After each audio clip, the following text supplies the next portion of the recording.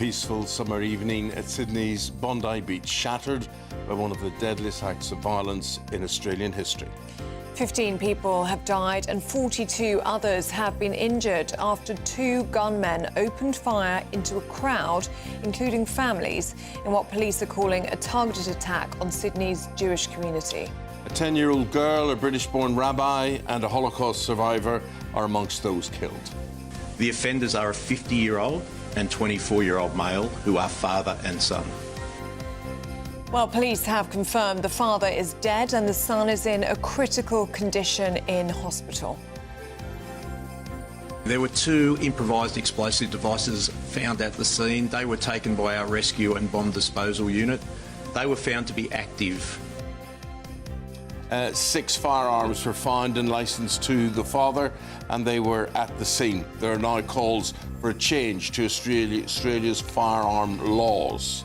I think it's time that we have a change to the law in relation to the firearms legislation in New South Wales.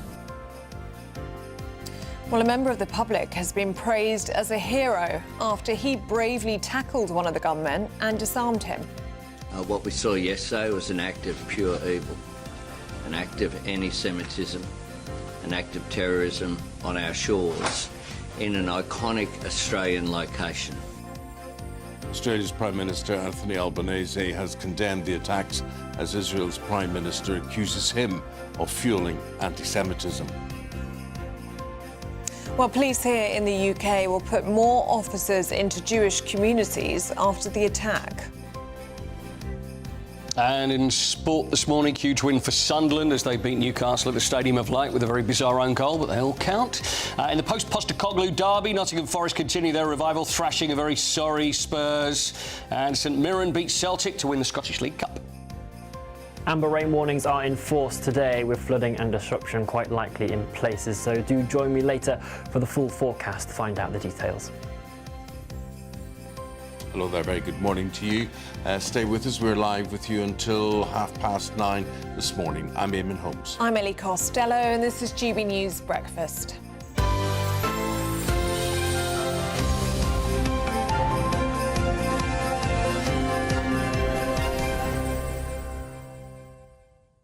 The world is once again in a state of shock after another terror attack on Jewish people. Well, this time the scene was the world-famous Bondi Beach on a warm Sunday evening in Sydney, Australia, where two gunmen opened fire, killing 15 people, among them a 10-year-old little girl.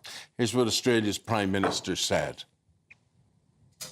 What we saw yesterday was an act of pure evil, an act of anti-Semitism, an act of terrorism on our shores in an iconic Australian location, Bondi Beach, that is associated with joy, associated with families gathering, associated with celebrations.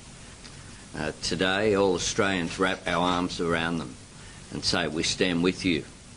We will do whatever is necessary to stamp out anti-Semitism.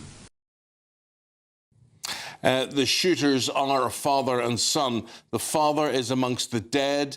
Police say they found two improvised bombs at the scene. There was, however, a moment of true heroism when one of the gunmen was tackled by a member of the public. And overnight, the Australian State Premier said that gun laws should be reviewed. I think it's time that we have a change to the law in relation to the firearms legislation in New South Wales.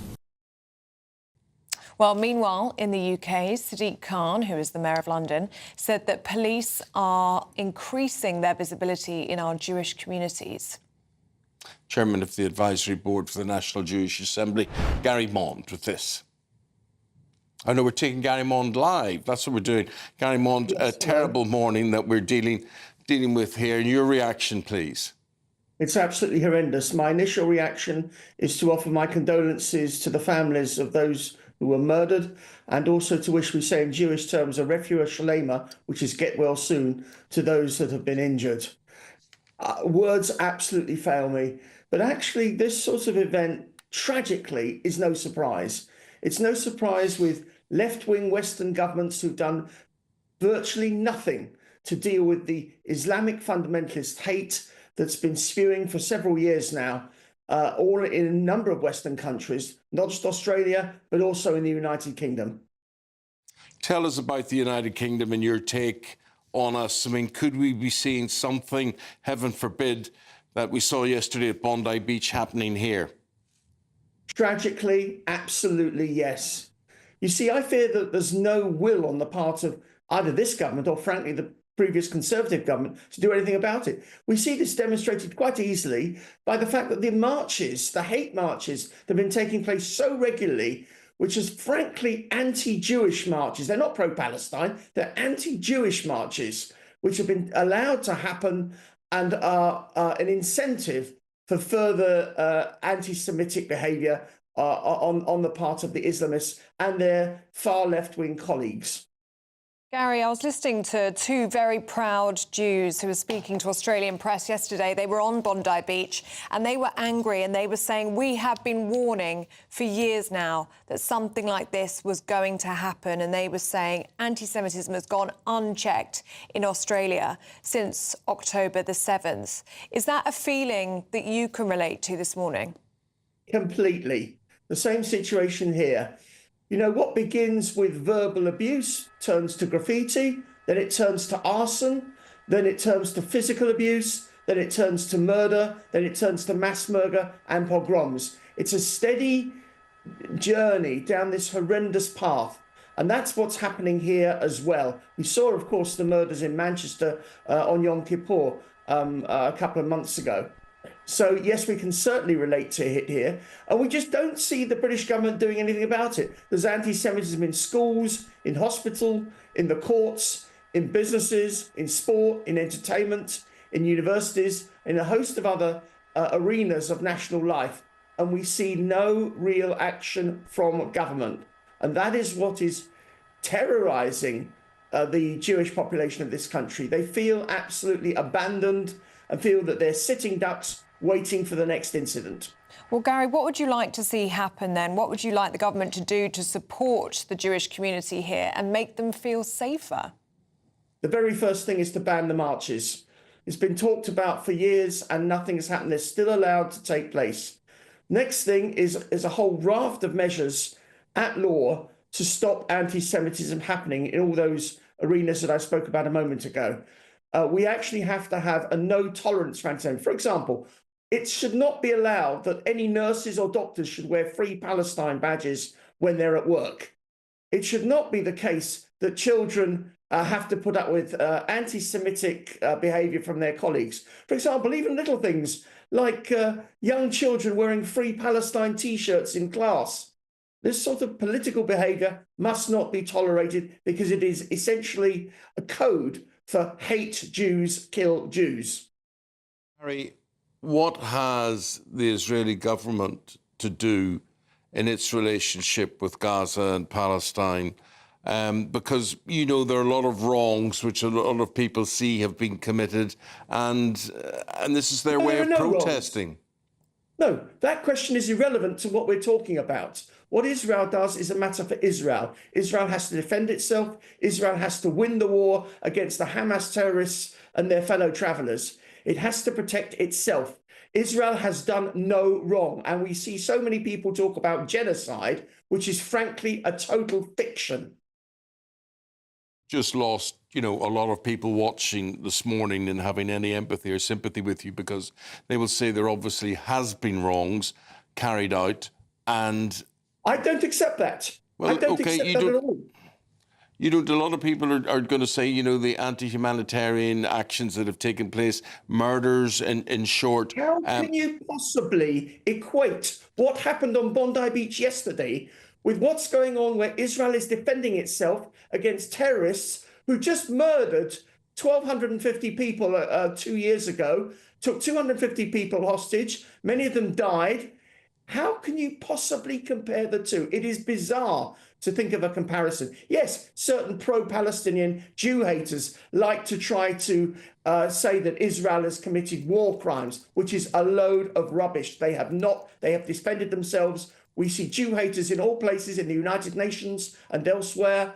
There is absolutely no, Israel has done no wrong. And you know something else that happened yesterday? the Israeli Prime Minister condemned the Australian government's behaviour, and indeed the Israeli opposition, a man called Naftali Bennett, who's one of the leaders of the Israeli opposition, supported him on this. It's quite interesting. But Gary, you know, I'm not going to get into an argument with you about this. I mean, I'm very empathetic and sympathetic with everything that Jewish people face. I have a lot of Jewish friends. They feel very, as you say, they gather together because they see nobody else protecting them, no one else, doing anything. We do have some non-Jewish friends. Certain Christian groups are supporting us. It's not completely true to say we're on our own. But yes, as far as governments are concerned, as far as the particularly Western left-wing governments are concerned, we do see ourselves very much unprotected and isolated. Gary, can we talk about the symbolism of Hanukkah in all of this? Because that's what's making it so heartbreaking for so many people, is this was meant to be a celebration of light. And I understand that you celebrate Hanukkah outside, don't you, in order to share the light. And that's exactly what these people were doing on Bondi Beach. The little added point there is that it's the only Jewish festival that's actually celebrated in darkness, so we can project the light. It celebrates the victory of the Maccabees over the Greek dictator Antiochus. It is certainly a festival that I think also tends to represent hope and try a hope for a better future. Yes, indeed, it projects light into darkness. And the darkness is in the form of the murder and the persecution of these innocent people. There's nothing else that can be said, that these people were completely innocent. Just a final word, any consolation you can offer families on this? I wish I could. I totally, words fail me in what has happened. I just hope that things can improve. I hope that the governments all over the world will recognise that they have to take a serious line in fighting Jew hatred, which sadly has not happened from so many governments. Thank you very much indeed, Gary Mond from the National Jewish Assembly. Thank you. Thank you.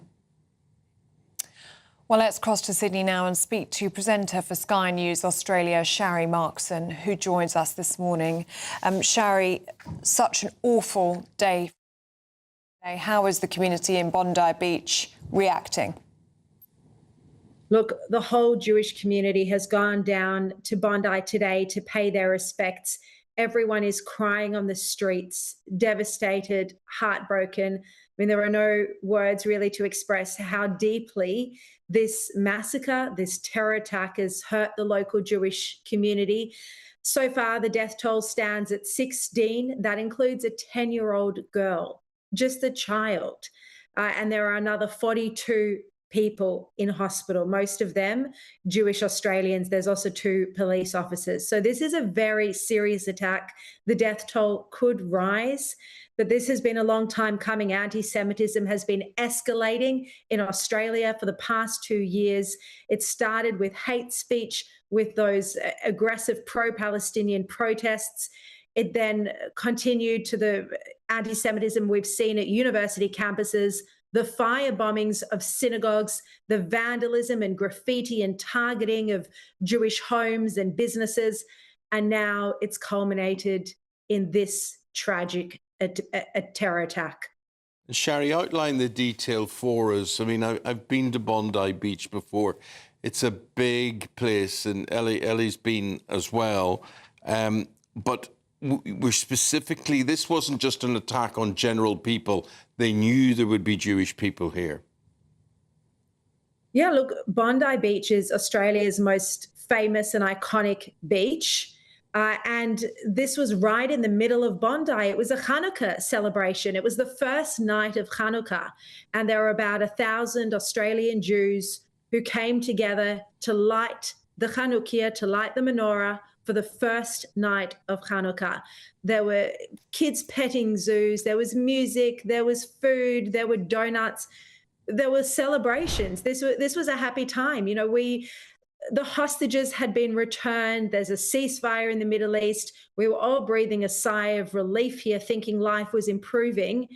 and then 2 gunmen, and we now know that it was a 50-year-old father, his 24-year-old son. They opened fire, between 50 and 60 shots fired in the space of 10 minutes on the Jewish community, on innocent children, families, mothers, fathers, the elderly. One of those who was killed was even a Holocaust survivor. He survived the Holocaust and then was gunned down in Bondi Beach in 2025. I mean, how horrific is that? It's just absolutely horrific, Sherry. There are no words for what we saw yesterday. And as you said, that Holocaust survivor to die on Bondi Beach after everything that he went through, it's just absolutely horrific to even comprehend. We're just looking at live pictures coming in where it is tea time there in Australia. And those pictures just coming to us live from the beach. Yeah, and floral tributes, as Eamonn says, are being laid there. Sherry, I understand that you are Jewish yourself. How is the Jewish community responding to this? I mean, we can see people there coming together and laying flowers, but we've also been hearing from proud Jews in Australia saying we've been warning that this was going to happen for years. Yeah, we are very angry. The Jewish community is furious and devastated and heartbroken in equal measure. I mean, you saw the crowds there. It has been like that all day today.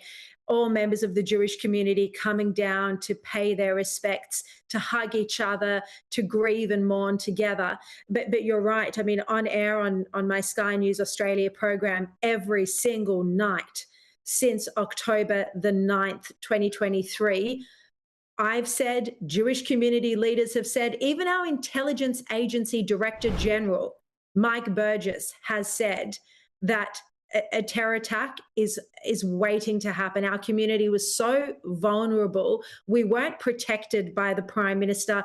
The anti-Semitism was clearly escalating, as I mentioned before, and yet no action was taken. The Prime Minister's own hand-picked anti-Semitism envoy, Gillian Siegel, handed down a report some 4 months ago. It hasn't been implemented.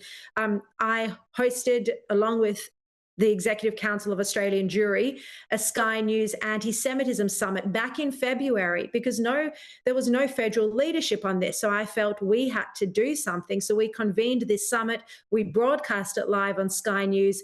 We came up with outcomes as a result of that summit. Again, none of those were implemented by the government. So the community has been imploring, pleading, begging for action. There has been none. And so no one's surprised that this has happened, but there is an enormous amount of anger towards the Prime Minister. Sherry, what I'm surprised about, just last question to you, is this relationship between the father and son. I mean, often, you get somebody in a family who's dedicated to a cause and whatever, but to actively have a father and his son, and they acted in a way that they expected to be caught. And there was no real escape route planned, or they were very open. Their weapons were deliberate. They were rifles that you would take aim at. It wasn't like a machine gun that you would go in and spray people. They took aim, they focused on who they wanted and whatever. And it was as if they knew they weren't coming away from that scene. What are your thoughts, or what's the latest thinking on the father and son? Look, we don't know. Police have been very limited with the information that they've shared with us.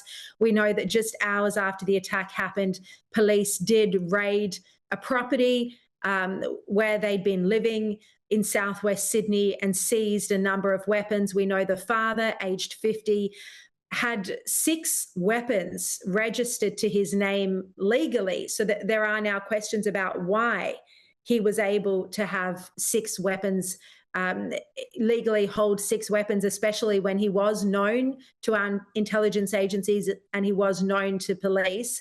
But ultimately, we don't know a lot. I mean, we do know the motive. They targeted a Jewish Hanukkah event. So this is clearly anti-Semitism. This is clearly terrorism, but more about their background, how they were radicalized, what else they've been involved in. Is there a wider network? These are questions that police have not shared with us, with the public, just yet. Shari, thanks very much indeed for your summarisation and your analysis of what went on.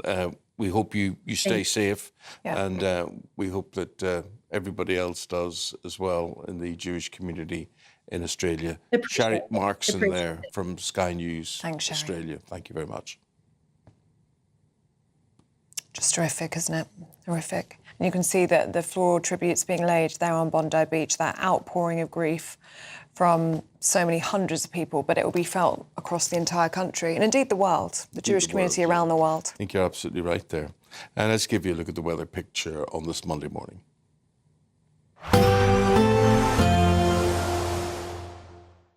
Expect warm spells with the odd rude interruption. Box Boiler sponsors the weather on GB News.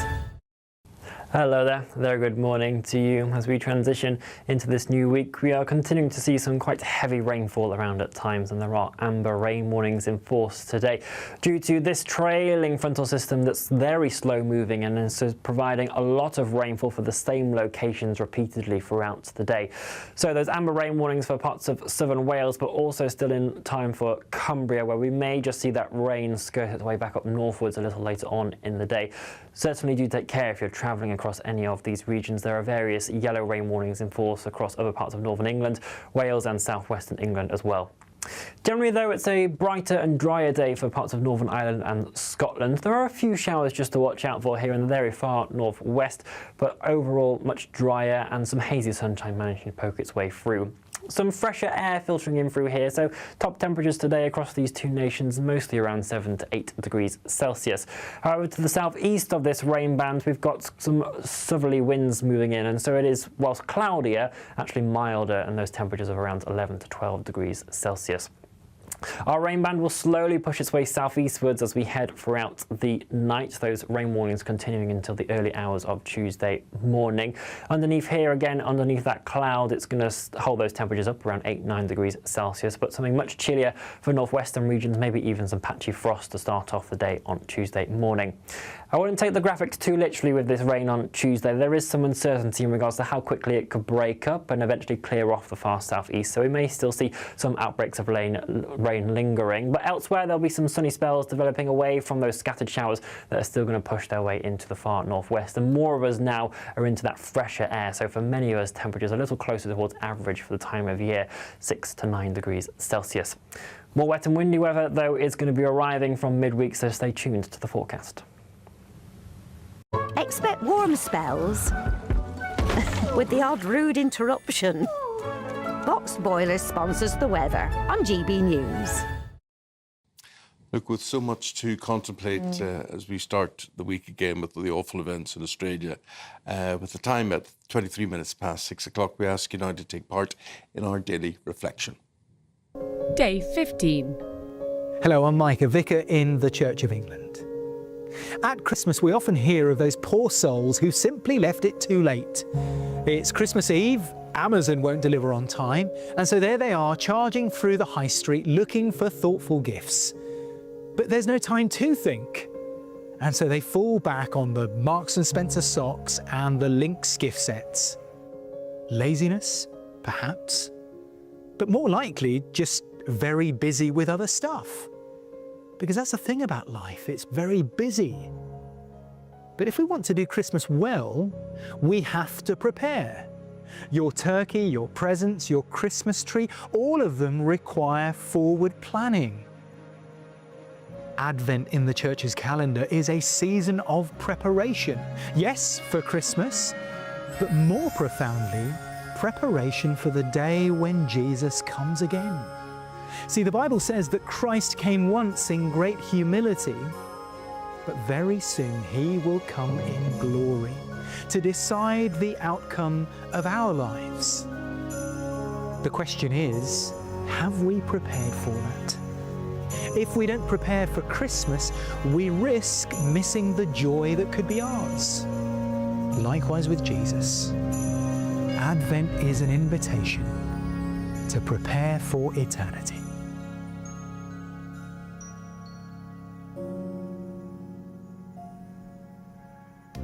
so much to talk to you about on the sports front. Scottish League Cup, who won that?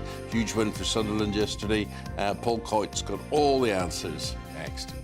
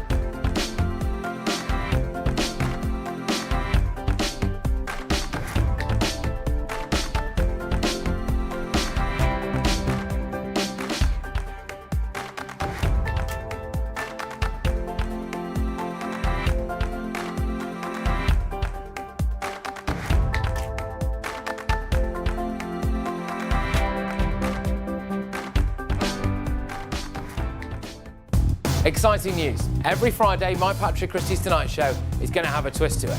We're welcoming some special guests. You.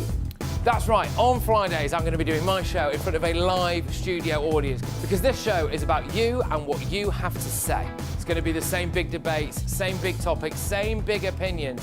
But every Friday night at 9 p.m, you are invited to come on down to Patrick Christie's Tonight to be a part of the action. Only on GB News, the People's Channel, Britain's news channel.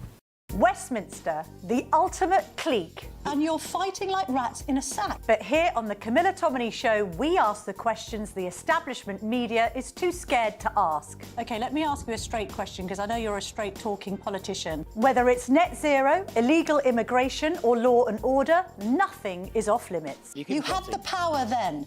Yeah, as I and say, now you've lost it. That's the Camilla Tominey Show, a politics show that's fearless. But no, let me finish my question if you don't mind, because it is my show. Sundays at 9:30, only on GB News, the People's Channel, Britain's news channel.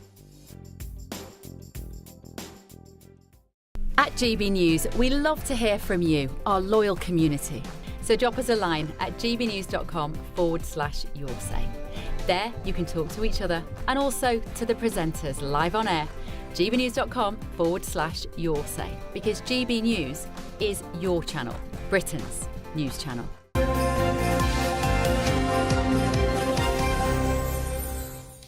Welcome back. It's sports time, and Paul Coyte is here with us. Morning. Good morning. What have we got for us? Well, it's the Premier League yesterday. Spurs weren't good. Were they? Sorry, just to say, get it over with. Nottingham Forest 3, Spurs 0. I think a lot of Spurs fans were hoping for the return of Ange Postecoglou, but that's to Forest, not to Spurs, can I say, because under Postecoglou at Forest, they were disastrous, and now Sean Dyche has come in and they're looking very good. And they outplayed Spurs, they outran Spurs, they outdid Spurs probably everywhere. They're 5 points clear now of relegation, so they're looking fine. But Thomas Frank, the manager of Tottenham, is this going to be the point where people start asking questions, do you think? Do you think 6 months in? This is what Thomas Frank had to say after the game. I think I do everything to control my emotions, which is a hurricane inside me, because, of course, it's deeply frustrating that we are not doing better today after 3 good performances. I think it's extremely important to be calm and measured and, of course, have very, very direct and clear messages at the right time so they're not in doubt of what I think.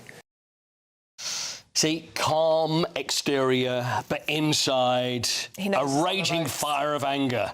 So not very good, just when you think things are turning, but Nottingham Forest, though, very good.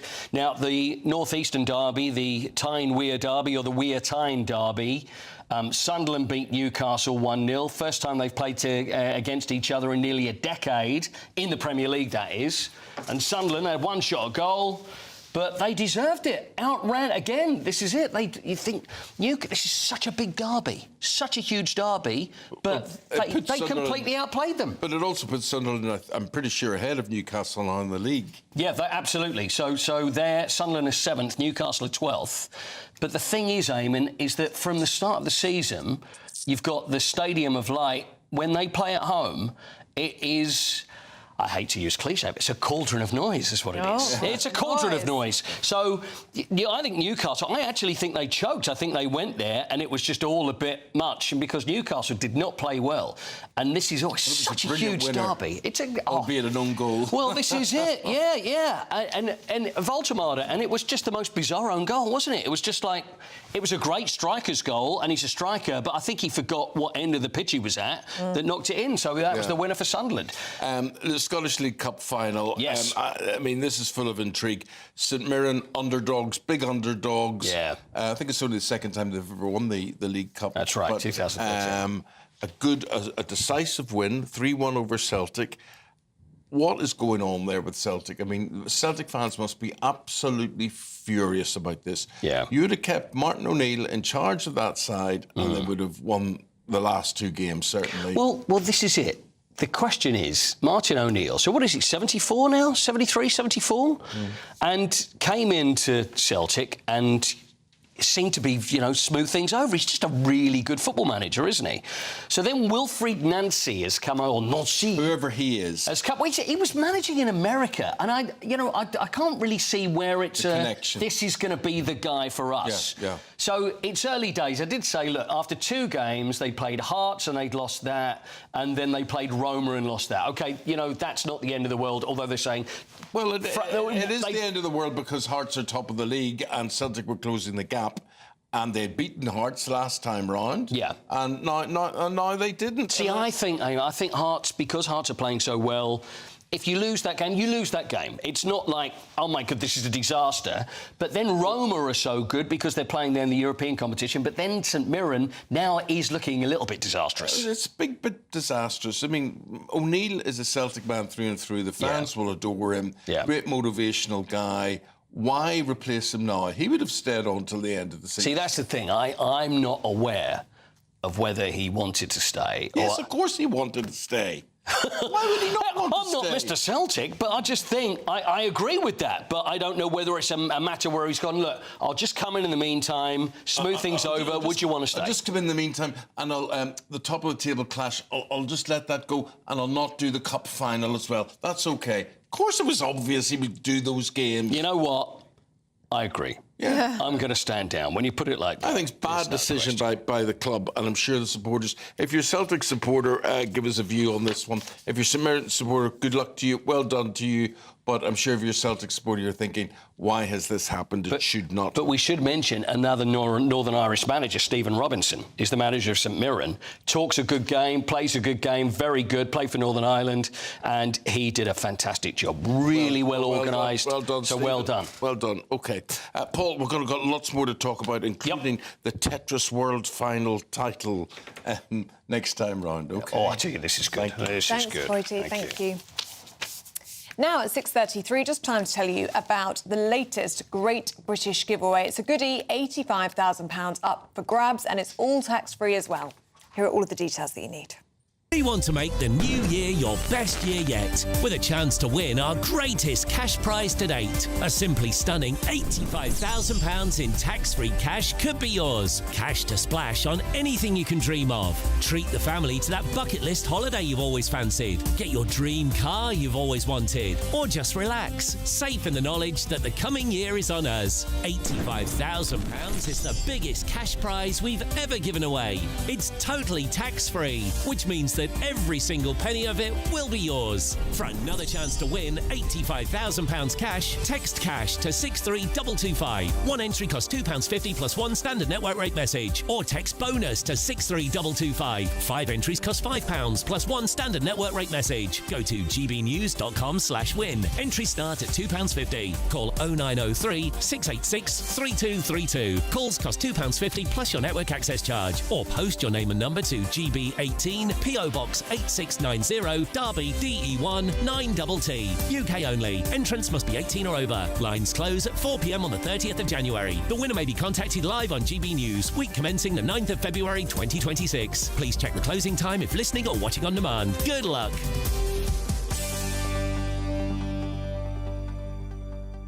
I hope there's good luck involved in your travel situation, whatever you're doing today. Let's have a look. Good morning. This is the latest AI travel news from gbnews.com. The A83 in Loch Gilphead is closed in both directions due to a fire. On the M4 eastbound, flooding between junction 43 Landussy and junction 42 Earlswood is causing delays. A broken down vehicle on the M1 northbound between junction 34 and junction 35 in Sheffield is causing minor disruptions. And on the trains, Avanti West Coast services are disrupted between Milton Keynes Central and Rugby due to poor weather conditions. Caledonian sleeper services have delays on arrival times overnight. For motorists and rail users, we advise planning your journey accordingly to avoid any inconvenience. For more travel news, go to gbnews.com.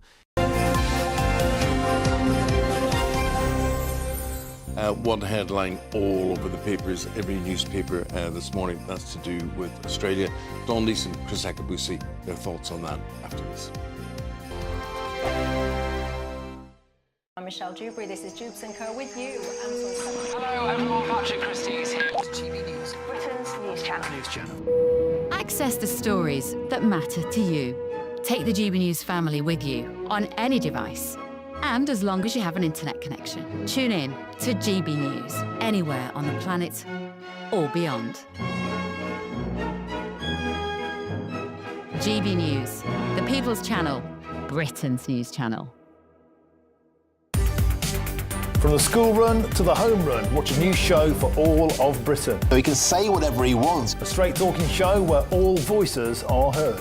And, you know, when are we going to stop talking about smashing the gangs and actually do it? With the stories that matter from every part of our country. There's a bit of a crash landing there for your Chancellor. Bold, fearless and standing up for you. That's me, Martin Daubney, 3 p.m. till 6 p.m, weekdays, here only on GB News. The People's Channel, Britain's news channel. Westminster's full of talk, but out here, it's the real world. Am I allowed to talk then? No, that's it. This is where it matters, real people and real lives. That's what politics is all about. In fact, has Trump made a good start? No. Straight answers, no spin, and just a couple of pints. How many fingers have I got up? About 10. So join me for Lee Anderson's Real World every Friday at 7 p.m, only on GB News. The People's Channel, Britain's news channel. You want to know what's really going on in the corridors of power? Labour don't know what to do with you half the time, and that makes you quite lethal in the chamber. Get behind the headlines with Chopper's Political Podcast. Join me, Christopher Hope, as I sit down with the great and the good of British politics. We'll see where this ruling takes us. These are the stories shaping our nation. Chopper's Political Podcast, available now on all platforms. Listen in and stay ahead. Decisions made in Washington aren't just shaping America, they're shaping Britain too. From migration to global security, from crime to health. Whatever happens in the White House today will be felt in your town or city tomorrow. That's why The Late Show is live from Washington, D.C. Cutting through the politics to show you what it all means for Britain. The Late Show live every night at midnight. Only on GB News, Britain's news channel. Bold. They are under no illusion. Ray. Are you a human trafficker? Boundless. I've had enough of the nonsense, and I'm not afraid to say it. Don't get this on the BBC. Every weeknight, I tear through the headlines. The smell of gasoline. Should we be worried about it? From Westminster madness to cultural war chaos. I'm going to do now, they are throwing things out the car as we speak. Get ready, Britain. Here we go. Patrick Christie's tonight, weeknights from 9 p.m. only on GB News, Britain's news channel.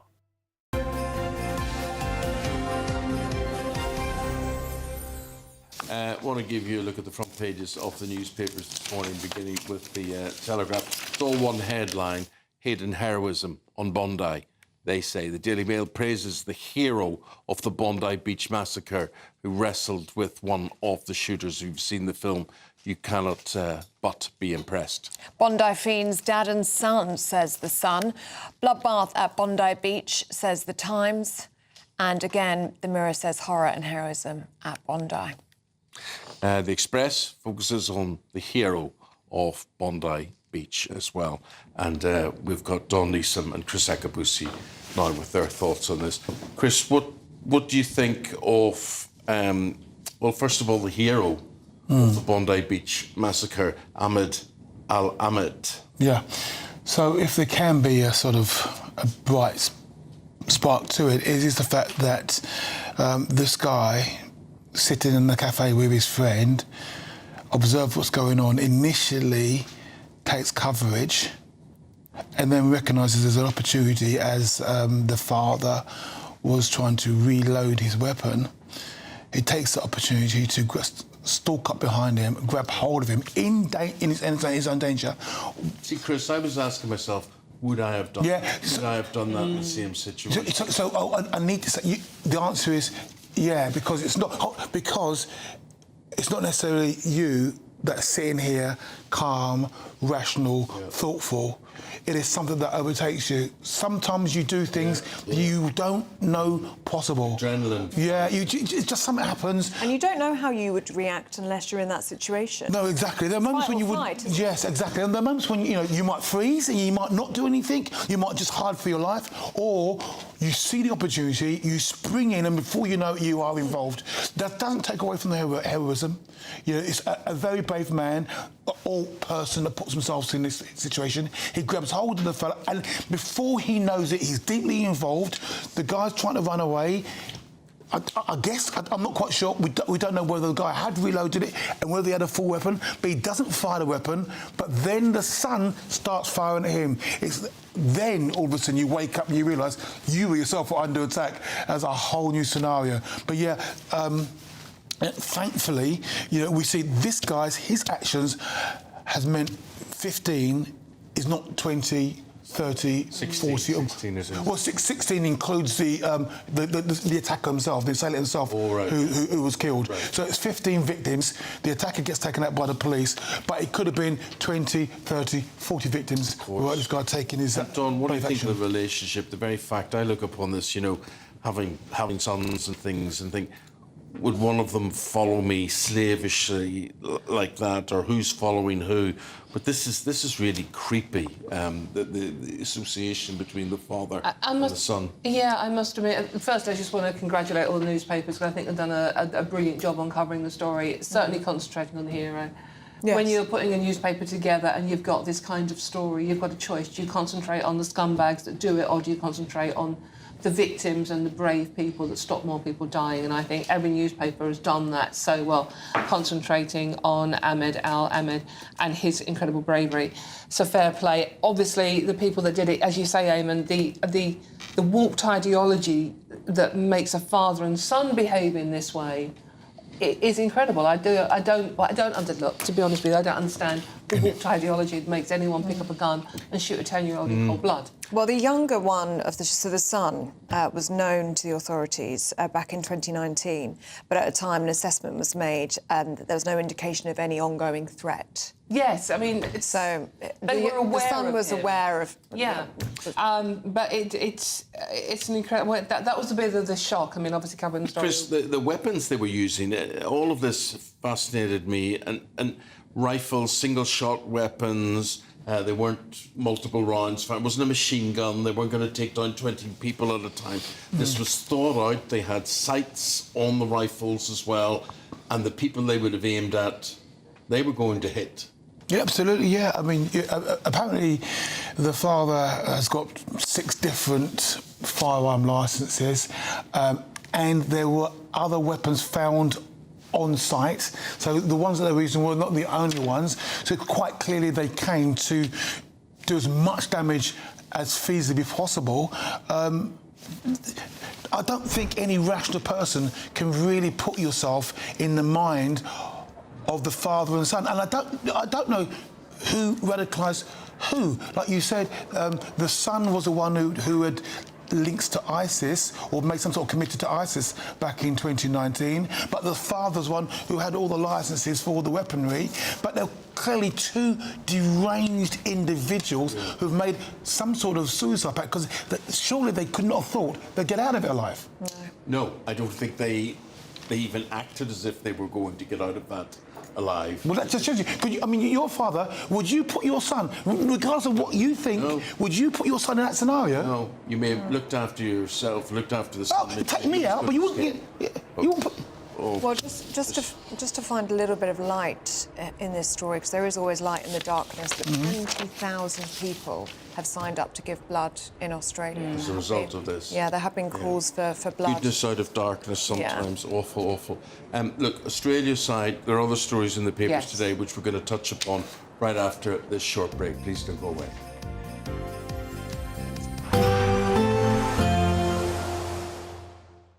Ready to soak up that holiday sunshine? Won't we need some cover? No worries. All sorted. All Clear Travel Insurance sponsors GB News Travel Destinations Forecast. It's not just the UK that's seeing unsettled conditions at the moment. Many western and central areas of the Mediterranean are also experiencing a mixture of heavy rain, thunderstorms, even some hill snow in locations. Gales pushing their way through the Gibraltar Strait and other coastal regions as well. Some areas may see 100 to 150 millimetres of rain, significantly above their December average.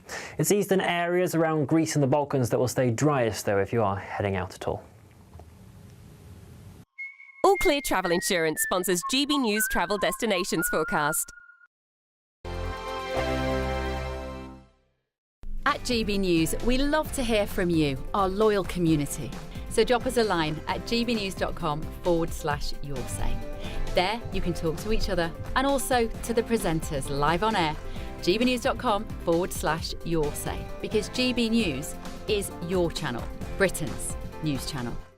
Nana Queer, weekends from 3 p.m. And I'm going to start with you. Talk to me about autism and why you got involved with this, because some people don't know the story as to why you set up Anna Kennedy Online. Well, I have 2 sons. They're now 32 and 35, and I'm proud to say that my eldest son, Patrick, is in Stockholm at the moment on his own, so that's like a big step for him to go on holiday, and he's loving it. So they both were diagnosed fairly young, and the support at the time was just non-existent. So we had to set up our own school, and then we set up a vocational college for my youngest son, Angelo. Now, how do you know that they're autistic? Is there a blood test? Is it something where you have a list of symptoms? Or, because some people say, oh, I've got ADHD and this and that, and I think sometimes people conflate it with autism.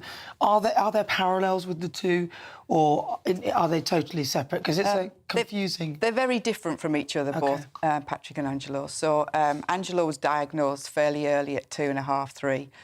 He passed all the milestones, and then he just lost everything. His speech, eye contact, didn't want to be touched, didn't even want me to hug him at the time, running from one end of the room to the other, squealing, and it was just like, what is going on? And as a mum, you're thinking, what have I done wrong? Have I done something wrong? Oh, no. Patrick was diagnosed fairly early again, but he was premature, and I thought the difficulties that he was having because he was 11 weeks premature, I thought, is it because he had a bit of a difficult start, in and out of hospital. And then he was diagnosed at 4, and then we found out when he was 7, when he was struggling at school. He was finding school difficult, being bullied. So it's an autism spectrum condition, and if you feel that there might be, something that I'm not quite sure, I can't get a handle on it, please go and see your GP and just ask for your child to be assessed. But the difficulty at the minute is the waiting list is so long to get a diagnosis. GB News, the People's Channel. Join me, Nana Queer, for an informative, interactive news programme with a difference. It's fun. No, he didn't say that, though. I'm so surprised. I think there's an element of truth to that. Join me from 3 p.m. every weekend, only on GB News, Britain's news channel. In the GB Newsroom, we bring you the news as it happens. With our team of dedicated journalists across the UK, we're ready to keep you up to date with what's happening every half an hour, every single day. Bulletins here on GB News, the People's Channel, Britain's news channel.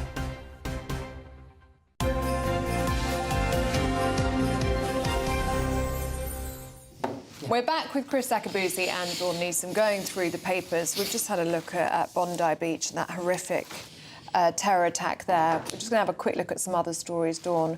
So this is in the Daily Mail today. Shabana Mahmood, is she eyeing up the top job? Who isn't? I mean, Ellie, have you put your name in yet? I mean, to be honest with you, it's another day. It's somebody else eyeing up the top job of running the country, running the Labour Party. Well, this is Home Secretary. And basically, I do feel a bit sorry for Shabana in this one because she's simply asked, would you like the top job? Now, when you're a young, ambitious, whether it's a journalist or a politician, and someone asks you a straightforward question, would you like the top job? You're going to say yes, because that is what you do. When you're starting out in your career and you want the top job, that's it. So she answered, unusually for a politician, she answered the question honestly. And that gives you the headline, so Shabana, are you eyeing up the top job? To be honest with you, who isn't? I mean, there's a list now, Wes Streeting, Andy Burnham. There's a long list of people eyeing up the top job. So, yes, she wants the top job, but she's ambitious. And I don't think she's doing too bad at her job, to be honest with you. Why wouldn't you want the top job? Yeah, exactly right. And, you know, like you said, she's got herself now a big portfolio, Home Secretary. Lots of people have failed in that position. She's put a fortune forward. You got Wes in, apparently, as the Health Secretary, putting himself forward. Andy Burnham actively looking for a seat. Yeah, to get the top job. You got Angela Reiner cast out in the desert, slowly but surely making her way back in again.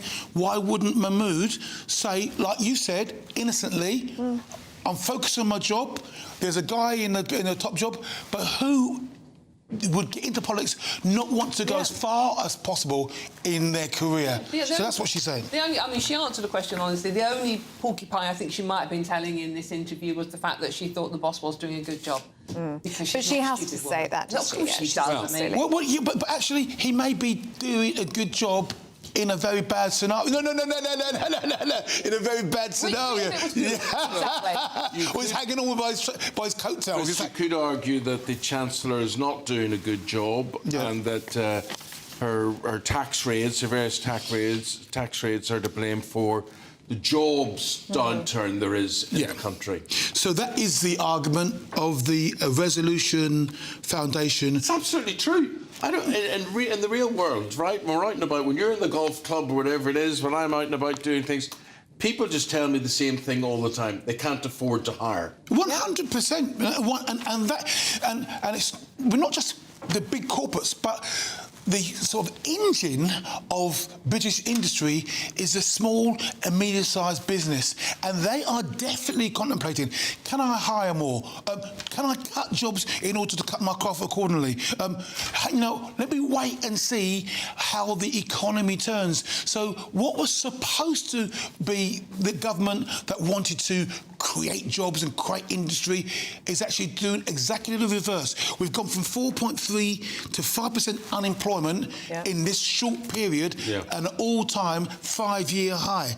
And it's a national insurance in October that she instigated that's caused this. And this is damning, Dawn, as well, because the Resolution Foundation is the left-wing It's actually Labour's favourite think tank and actually come up with this. I mean, and Rachel Reeves has blamed, let me see, what's Rachel Reeves? Brexit, Conservatives, COVID, Trump's tariffs. I mean, she has literally blamed everything for her own mistakes. OK, let's talk about Christmas now. And the Times is running a story about picky bits, Chris. I love a picky bit. So what are your favourite picky bits? Well, I was laughing at this because old-fashioned language, this was finger food, or when it first came into my ken in the 80s, it was tapas. Yeah. So, the idea... I like a bit of tapas. Oh, yeah, absolutely, phenomenal, good stuff. And I was saying at the break, that I bought a lovely piece of picky bit at a warehouse store, and great big fat boy prawns, king prawns, right? I bought them for the weekend. My lad and I sat down, he's doing his old steak business, and I was eating these prawns with a whole bottle of champagne. Ideal, getting ready for the festive season. So, yeah, you know, I think, you know, the girl dinners, what they're calling it. Anyway, we're doing it differently, taking over, so you've got little goujons and all that sort of stuff. Good. I like anchovies. What about you? Nice sausage roll this time of year. Cheese and pineapple on sticks. Oh, I'm so old Retro, school. Old school. Warm and cosy, with a chance of zero visibility. Boxed Boilers sponsors the weather on GB News. Hello there, very good morning to you. As we transition into this new week, we are continuing to see some quite heavy rainfall around at times, and there are amber rain warnings in force today due to this trailing frontal system that's very slow moving and is providing a lot of rainfall for the same locations repeatedly throughout the day. So those amber rain warnings for parts of southern Wales, but also still in time for Cumbria, where we may just see that rain skirt its way back up northwards a little later on in the day. Certainly do take care if you're travelling across any of these regions. There are various yellow rain warnings in force across other parts of northern England, Wales and southwestern England as well. Generally, though, it's a brighter and drier day for parts of Northern Ireland and Scotland. There are a few showers just to watch out for here in the very far northwest, but overall much drier and some hazy sunshine managing to poke its way through. Some fresher air filtering in through here, so top temperatures today across these two nations mostly around 7 to 8 degrees Celsius. However, to the southeast of this rain band, we've got some southerly winds moving in, and so it is, whilst cloudier, actually milder, and those temperatures of around 11 to 12 degrees Celsius. Our rain band will slowly push its way southeastwards as we head throughout the night, those rain warnings continuing until the early hours of Tuesday morning. Underneath here, again, underneath that cloud, it's going to hold those temperatures up around 8-9 degrees Celsius, but something much chillier for northwestern regions, maybe even some patchy frost to start off the day on Tuesday morning. I wouldn't take the graphics too literally with this rain on Tuesday. There is some uncertainty in regards to how quickly it could break up and eventually clear off the far southeast, so we may still see some outbreaks of rain lingering, but elsewhere there'll be some sunny spells developing away from those scattered showers that are still going to push their way into the far northwest, and more of us now are into that fresher air, so for many of us temperatures a little closer towards average for the time of year, 6 to 9 degrees Celsius. More wet and windy weather though is going to be arriving from midweek, so stay tuned to the forecast. Warm and cosy, with a chance of zero visibility. Boxed Boilers sponsors the weather on GB News. Thank you, Britain, for sharing over 5 million comments on your say, because when you talk, we listen.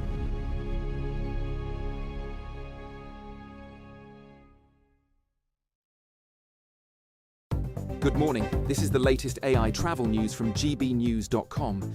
In the Loch Gilphead area, the A83 is completely closed in both directions due to a fire. The M4 eastbound between junction 43 Landarcy and junction 42 Earlswood has flooding affecting the outside lane. In Staffordshire, the M6 southbound between junction 12 and junction 11A is experiencing lane closures following a road traffic incident, with normal traffic conditions anticipated between 8:15 and 8:30 this morning. And on the trains, Avanti West Coast services are affected by poor weather, causing disruption between Milton Keynes Central and Rugby. For more travel news, go to gbnews.com. It's the big one. Your chance to win a whopping £85,000 in tax-free cash. The largest cash prize we've given away to date. That's like over £7,000 a month extra in your bank account each month for 12 whole months. That's a year of yes. Yes to holidays, yes to treats, yes to shopping trips, yes to home improvements. For another chance to win £85,000 cash, text cash to 63225. One entry costs £2.50 plus one standard network rate message. Or text bonus to 63225. live. 5 entries cost £5 plus 1 standard network rate message. Go to gbnews.com/win. Entries start at £2.50. Call 0903 686 3232. Calls cost £2.50 plus your network access charge. Or post your name and number to GB18 PO Box 8690 Derby DE1 9TT. UK only. Entrance must be 18 or over. Lines close at 4 p.m. on the 30th of January. Please check the closing time if listening or watching on demand. Good luck. Britain was once the envy of the world. But look around. A nation that no longer knows what it is or where it's going. A country that's broken. How do we fix Britain? How do we bring it back? Friday night with Matt Goodwin at 8 p.m. only on GB News. No matter the state it's in, this is our nation. Join me, Jacob Rees-Mogg, for a genuine, honest discussion on where we have been, where we are going, and where we are with the people who set the direction. Tune in to State of the Nation every Monday to Thursday, 8 to 9 o'clock, only on GB News. Britain deserves a newsroom that puts the facts and your voice first. Well, and that's what you get on GB News. Lively debates, lively conversation. And we're not afraid to hold power to account. And each other. So join me, Andrew Pearce. And me, Miriam Cates, for Britain's Newsroom, weekdays from 9:30 on GB News.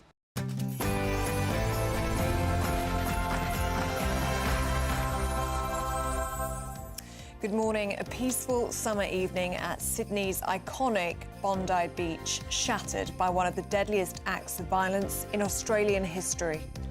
15 people are dead, 42 others have been injured after 2 gunmen opened fire into a crowd, including families, and what police are calling a targeted attack. Well, a 10-year-old girl, a British-born rabbi and a Holocaust survivor are among the victims. The offenders are a 50-year-old and 24-year-old male who are father and son. Police now confirming the father is dead, which makes the total dead 16, and the son is in a critical condition.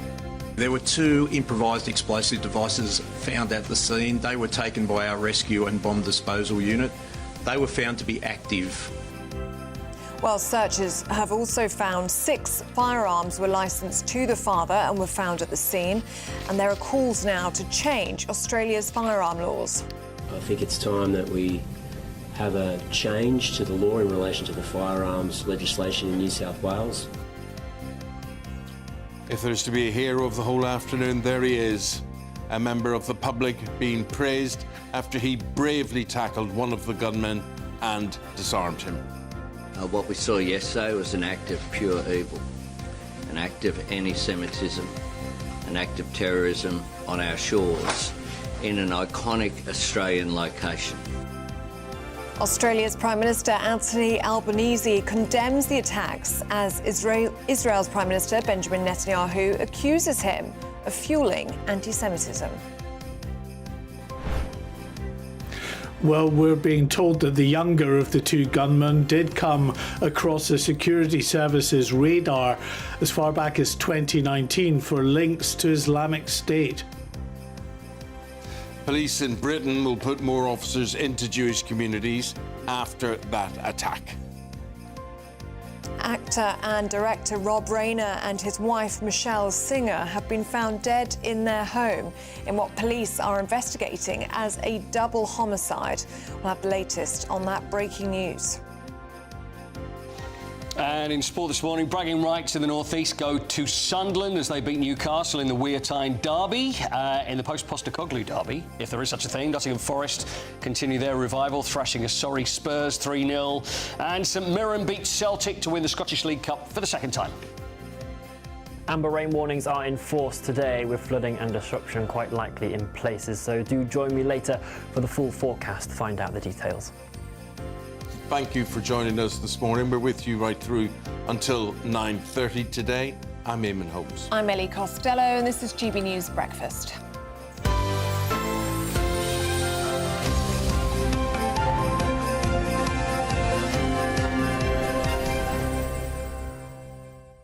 The world is once again in a state of shock after another terror attack on Jewish people. Well, this time the scene was the world-famous Bondi Beach on a warm Sunday evening in Sydney, Australia, where two gunmen opened fire, killing 15 people, among them a 10-year-old girl. Here's what Australia's Prime Minister had to say. What we saw yesterday was an act of pure evil, an act of anti-Semitism, an act of terrorism on our shores in an iconic Australian location, Bondi Beach, that is associated with joy, associated with families gathering, associated with celebrations. Today, all Australians wrap our arms around them and say, we stand with you. We will do whatever is necessary to stamp out anti-Semitism.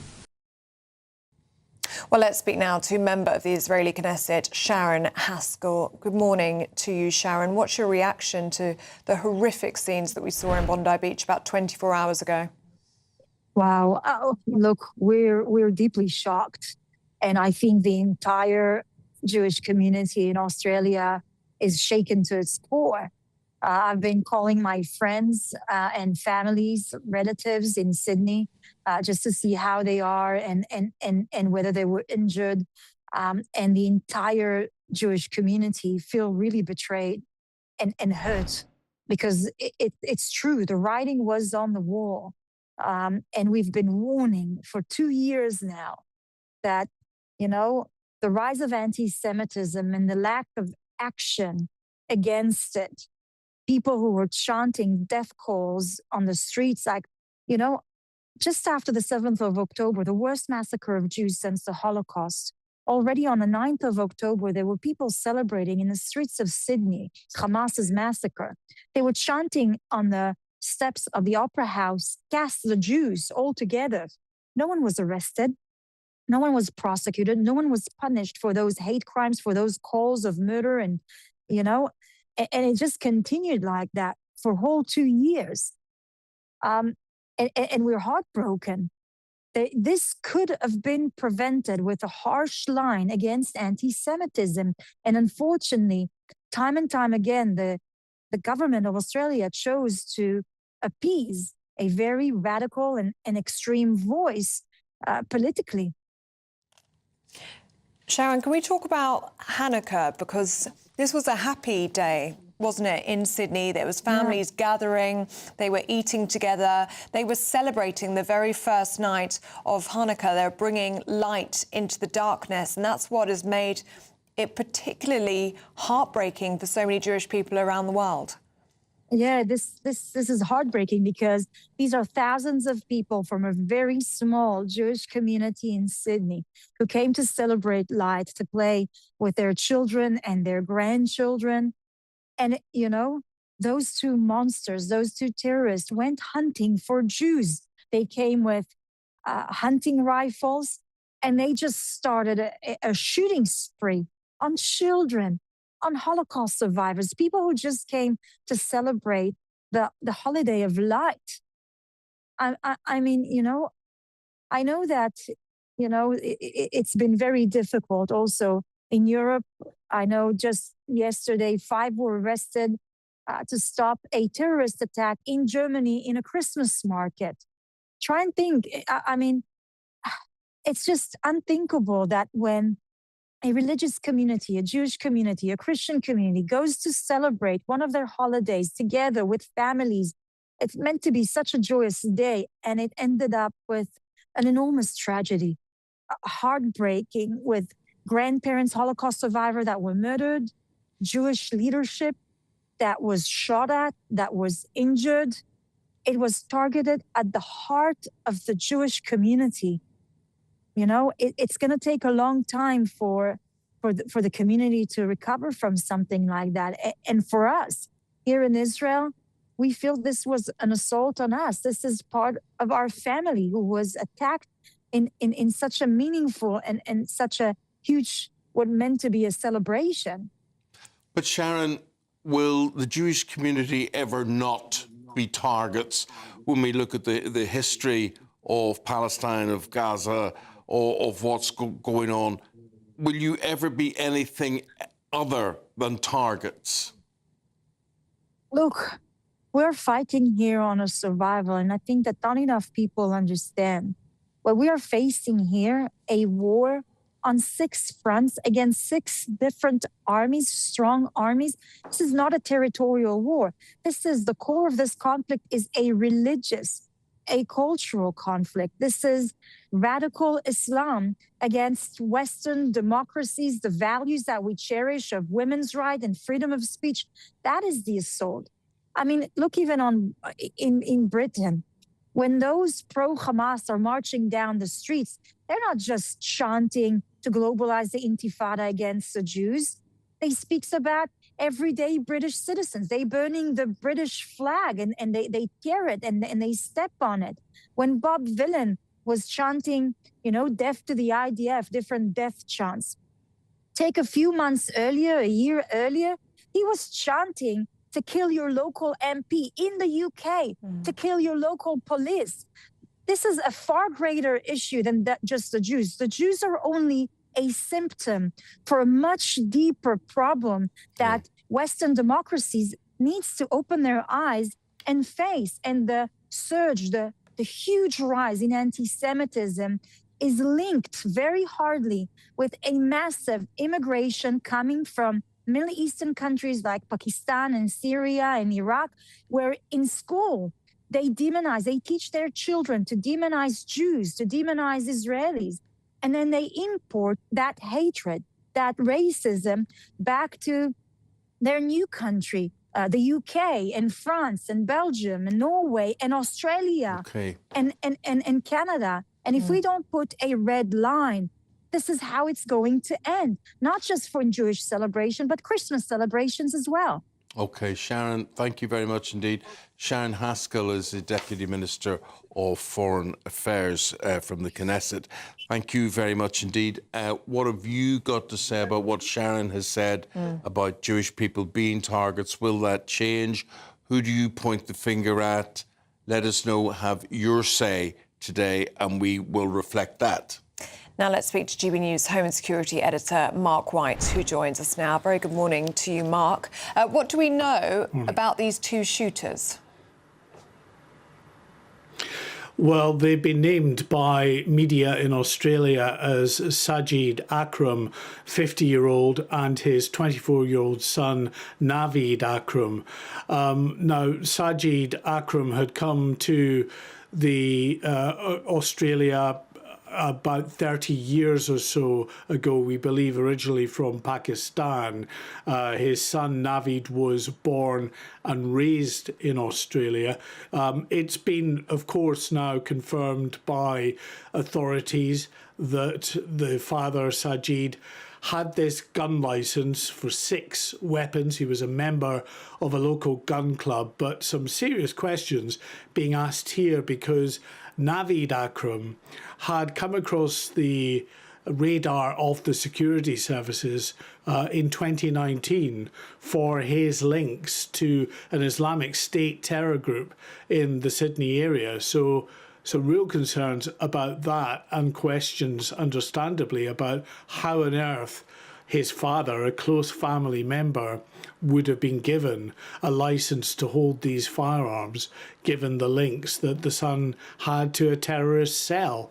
That will form part of the investigation going forward. There is no indication, the authorities say, of a wider network at play here, but it is the most bizarre story. I've been racking my brains, and in all the years of covering terrorism, in terms of international terrorism, I'm just not aware of a father-son combination. It is so highly unusual.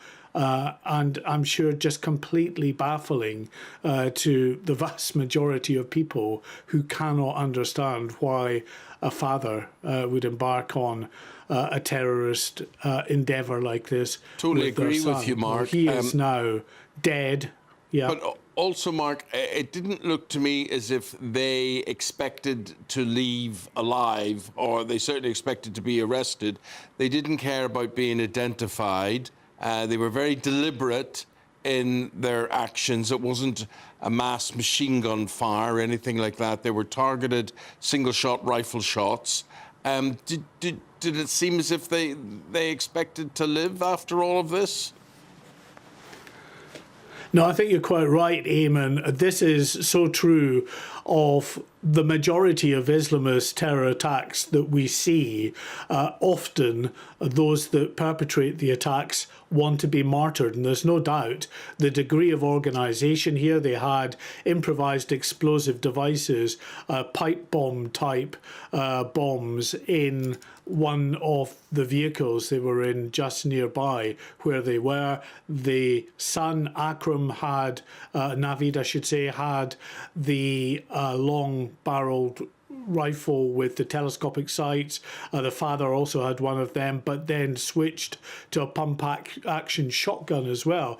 Of course, it was at that point, you were just looking at the images there, where Sajid Akram had gone down right into the area where these poor people were, to shoot them from the cover of that palm tree,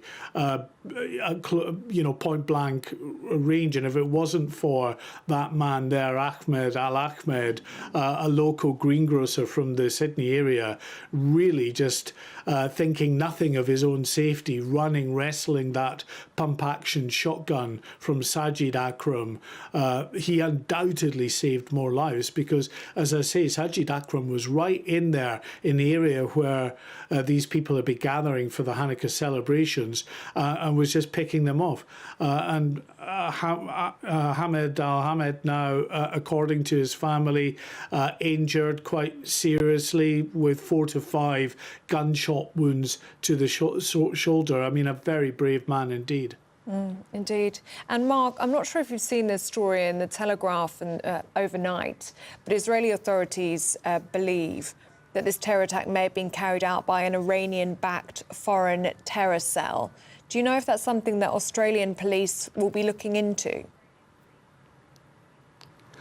Yes, absolutely. We got this yesterday, actually, from sources confirming to us that the Israeli intelligence service, Mossad, had warned the Australian authorities on a number of occasions about Iranian interference, an effort by the Iranian regime to actively seek individuals to go and to commit acts of terrorism in Australia.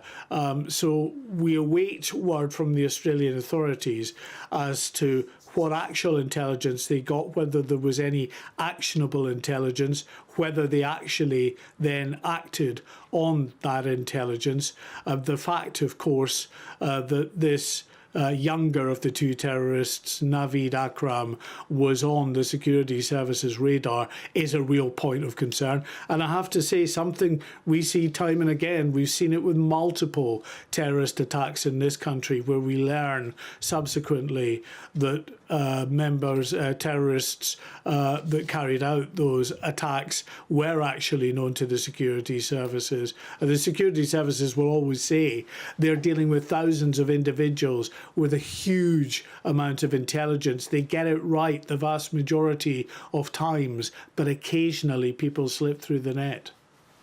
Mark, we'll leave it there. Thank you very much indeed. We're leaving you because we're joined now by great-grandson of a Holocaust survivor. The Holocaust survivor was Lily Ebert, and that's Dov Foreman. Dov, I don't know really what I can say to you today, just that the horrors live on, and there just seems to be no end to this, whatever generation you are. Totally. Well, firstly, good morning. Thank you for having me on. And my thoughts are first and foremost with the victims of the most heinous tragedy in Australia yesterday. And when I was sat with my family lighting the Hanukkah candles and then at a public event, all I could think of was how those families must have felt, and how those children playing and eating donuts and celebrating with their family, how terrible that must have been. And I woke up yesterday to a message on my phone that someone I knew, one of my old friends, had been shot on Bondi Beach, and thankfully it is okay and is no longer in hospital. But that's the reality of the Jewish community. We're incredibly tight-knit. Jews across the world know each other and will be feeling this Hanukkah over the next 8 days and going forwards, incredibly nervous about their own visibility being Jewish in the public. And as you say, my great-grandmother survived Auschwitz. She used to say that the hatred would never begin with violence, but would begin with words, with jokes, with chants, with the same sort of chants that we've been seeing on the streets in the past 2 years. And people want to pretend that this attack and the attack in Manchester and all the attacks against the Jewish community over the past 2 years happen in a vacuum, have come out of nowhere. But we know that that's not true. It happens with people deciding that one group is uniquely evil, and with decent people, people who might watch this show and others, just staying silent and staying ambivalent in the face of the worst Jew hatred that we've seen in 80 years. And my great-grandmother could never understand how almost overnight in March 1944, when the Nazis invaded Hungary, how her neighbors who she grew up playing with could turn on her, how they could steal all of her belongings and then force her into a ghetto, and then eventually on a hot summer's day, force her and her family onto a cattle truck bound for Auschwitz-Birkenau. And I think today, in 2025, whilst history never totally repeats itself, the Jewish community once again are seeing people that we considered our friends, that we considered our allies, that we considered our colleagues, not just stay silent, but some even go out on the streets and join people who are chanting for the death of the Jewish people. And we should be under no illusion now of what Intifada revolution, of what globalized the Intifada means. And we're seeing that, for example, in Bondi yesterday. And I think what we're also seeing in cold blood. And in whatever way that is done, I think what we are seeing now is the manifestation of those cattle trucks again. This is the new way to murder Jews, is it not? Totally, and this has become now a grim pattern on our holy days. First, it was Simchat Torah, the day where we celebrate our Torah on October 7th, 2023 in Israel. Then it was Manchester on our most holy of holy days in October on Yom Kippur. And now it was yesterday on Hanukkah on Bondi Beach. And they're targeting us not only in the new way of anti-Semitism. Anti-Semitism is the oldest form of hatred, and it always guises under new things. And today, it once hid under a swastika. Today, it hides under, again, chants of globalized the Intifada and chants of resistance and other things that we've heard over the past few years. But they're also targeting us specifically on our holy days, because that's what terror is about. They want to stop us from having our light. Hanukkah is the festival of lights. It's about the story of a tiny group of Jews, the Maccabees, standing up to the most powerful empire of their time and refusing to give up and to give in. And they put up a fight even when it seemed impossible, and they ended up winning. And they decided to light a candle when they got back to Jerusalem to search for a small jug of oil to be able to continue their religious kind of ceremony. And even though they could only find enough oil for one day and they needed it for a whole week, they decided to light that candle. And the miracle that we celebrate on Hanukkah is that their light continued for the whole week, even though there was not enough oil. And that's what the Jewish people will continue to do today, in spite and in the face of this heinous crime and the most terrible tragedy, and the fact that Jewish people across the world will be feeling this. We will decide to rebuild. We will dispel the darkness as they did then. We will confront the growing cancer of anti-Semitism and extremism in society, because that's the battle of our generation. And we will continue to light the Hanukkah candles in public. We'll continue to gather. We'll continue to be proud Jews, because when the world gets dark, we know that we can only turn up the light. And Dova, I was thinking about you and your family this morning, and especially your great-grandmother Lily, who survived Auschwitz, because we were reading that amongst the dead is an Auschwitz survivor, a Holocaust survivor, who reports say was protecting his wife at this event when he died.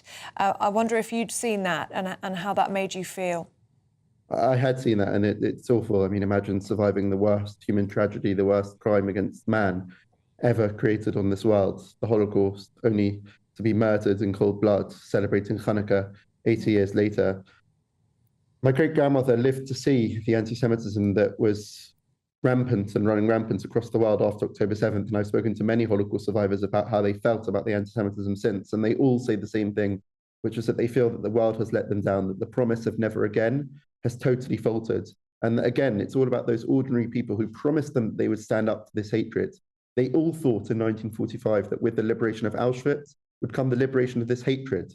But we know that's not the case. And again, it just shapeshifts and appears in different forms. And today we're seeing it in the form of people hating our nation state, the only Jewish state in the world, and people saying that Jews and supporters are uniquely evil. And it's that same othering of Jews that we need to be so worried about. Dov, we've got to leave it. We've got to leave it there. We are out of time, and we do appreciate all that you've said, and our thoughts and our memories, of course, are with your grandmother as well. On top of all this, thank you very much indeed. Thank you, Dov. In light of all that went on in Bondi yesterday, we were asking: are our leaders doing enough to combat anti-Semitism? You'll have heard a few people today saying that is not the case. Well, you can vote in our polls. If you're a friend of GB News, you can do that for free. All you need to do is scan the QR code on your screen now, or you can head to gbnews.com. OK, let's have a look at the weather.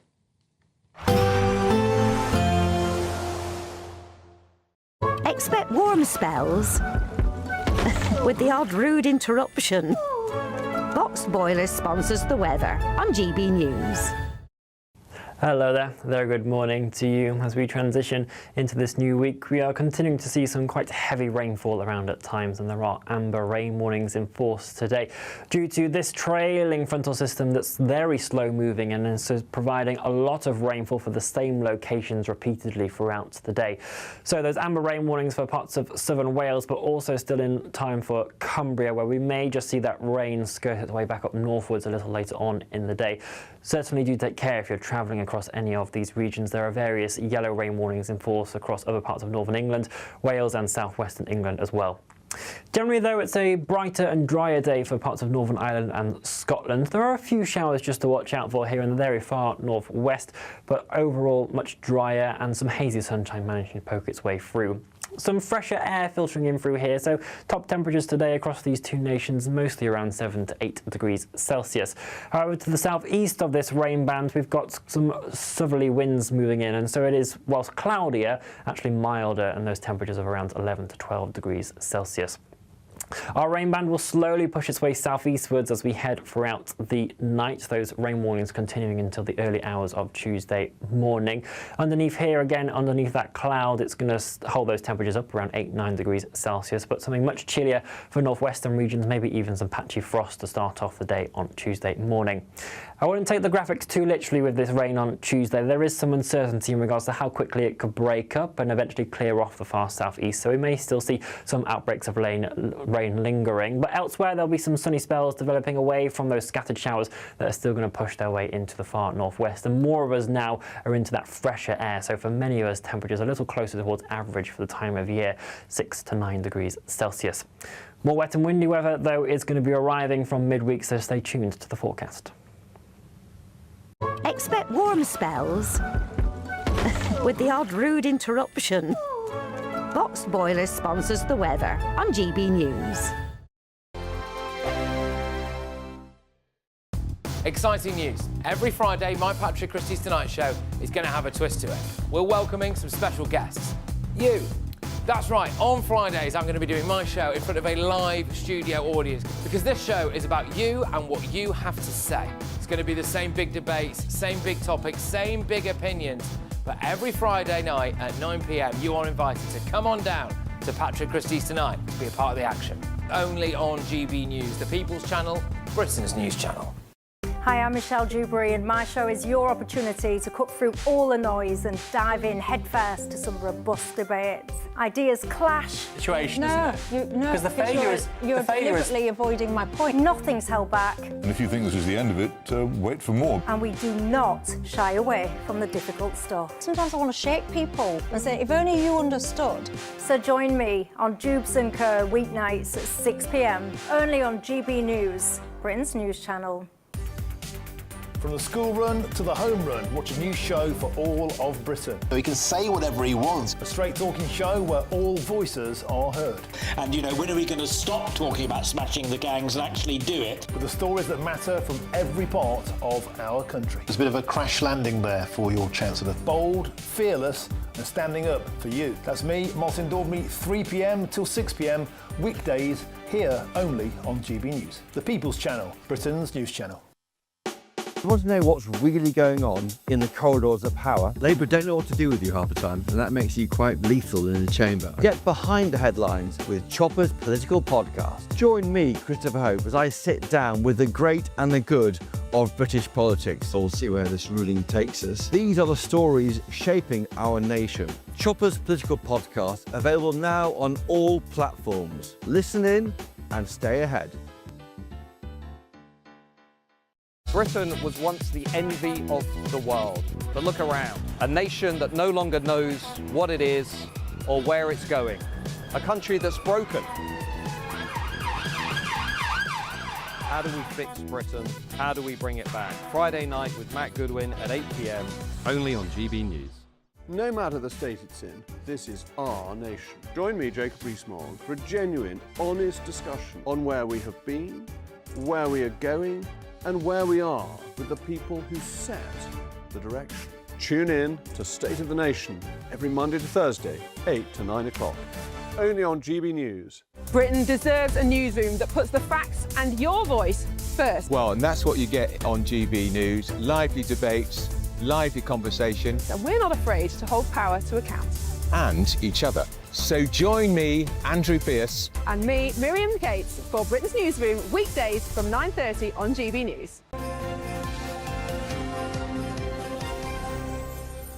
Roundup of the football yesterday and a big day of action it was. Here's Paul. I'm going to keep this quick. Yeah. Nottingham Forest 3, Spurs 0. Felt nothing. I'm over it. It's fine. no. That's it. I'm going to go through it. Forest were good. Spurs were terrible.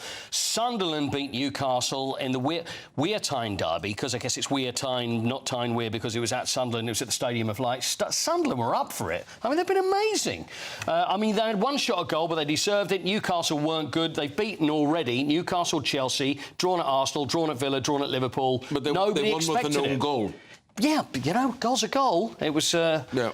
It was a very strange one, but anyway, it's a great result. So Sunderland 7th, Newcastle 12th. West Ham were up twice against Aston Villa, but then Aston Villa won 3-2. That was at the London Stadium. Not good. So not good for West Ham. Bournemouth tonight. United. Yeah, what do you fancy on that? Well, I think Bournemouth are tough. I think they.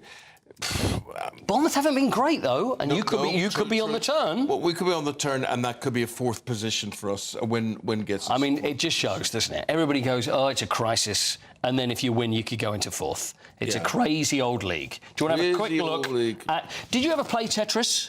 Did you ever have a Game Boy? No.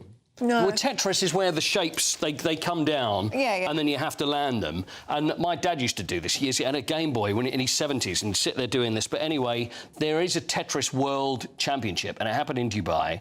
And not only that, but they did it with drones. So if you know Tetris and the shapes, you've got to land. Anyway, have a look at this. So this is in Dubai. This is the World Championships. 2,000 drones, 150 by 93 metre structure. With drones, are we going to see? Okay, we're going to see it. We're going to see it.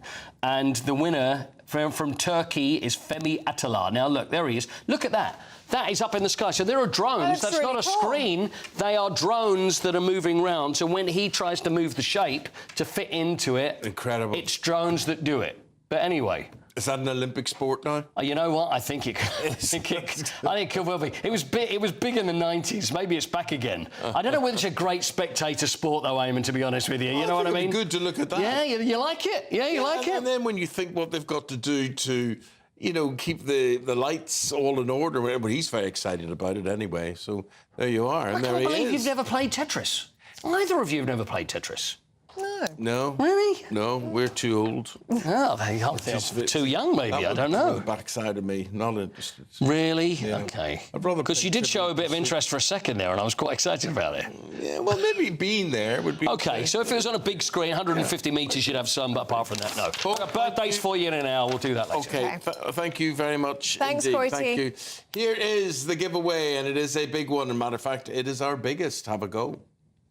We want to make the new year your best year yet, with a chance to win our greatest cash prize to date. A simply stunning £85,000 in tax-free cash could be yours. Cash to splash on anything you can dream of. Treat the family to that bucket list holiday you've always fancied. Get your dream car you've always wanted. Or just relax, safe in the knowledge that the coming year is on us. £85,000 is the biggest cash prize we've ever given away. It's totally tax-free, which means that every single penny of it will be yours. For another chance to win £85,000 cash, text cash to 63225. One entry costs £2.50 plus one standard network rate message, or text bonus to 63225. 5 entries cost £5 plus one standard network rate message. Go to gbnews.com/win. Entries start at £2.50. Call 0903 686 3232. Calls cost £2.50 plus your network access charge, or post your name and number to GB18 PO Box 8690 Derby DE1 9TT. UK only. Entrants must be 18 or over. Lines close at 4 p.m. on the 30th of January. The winner may be contacted live on GB News, week commencing the 9th of February 2026. Please check the closing time if listening or watching on demand. Good luck.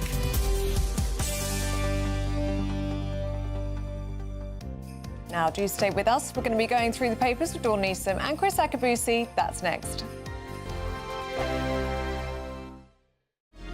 Thank you so much for helping us to reach 8 million followers and subscribers across our social media channels. That's 8 million fearless Brits standing up for what really matters.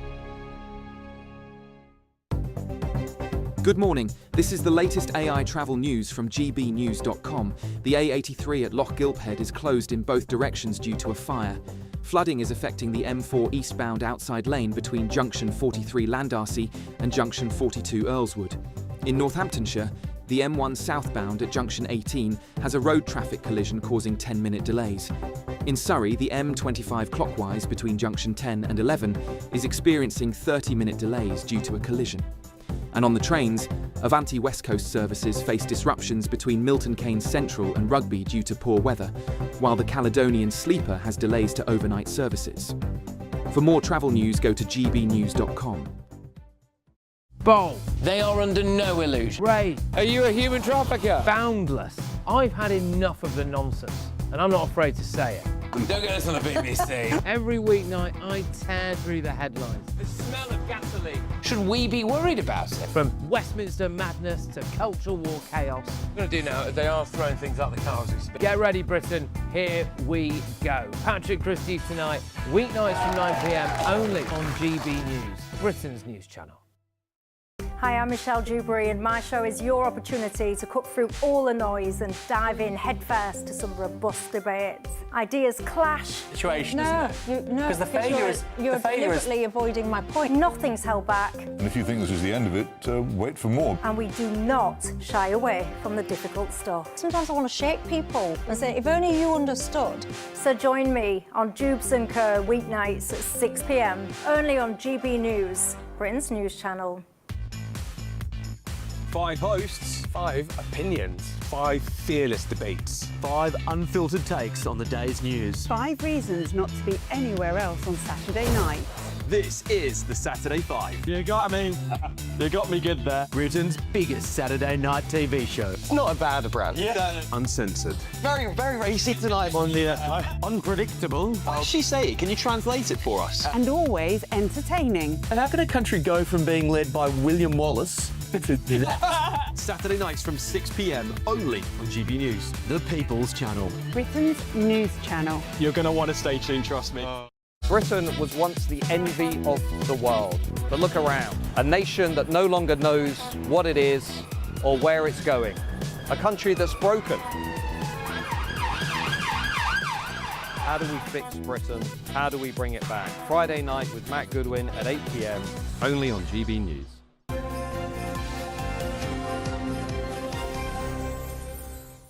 We've got the Shadow Transport Secretary, that's Richard Holden. We say hello, good morning, and welcome to him. And Richard, you're here to talk about cars this morning. It's concerning you. Right, here's what I want to know.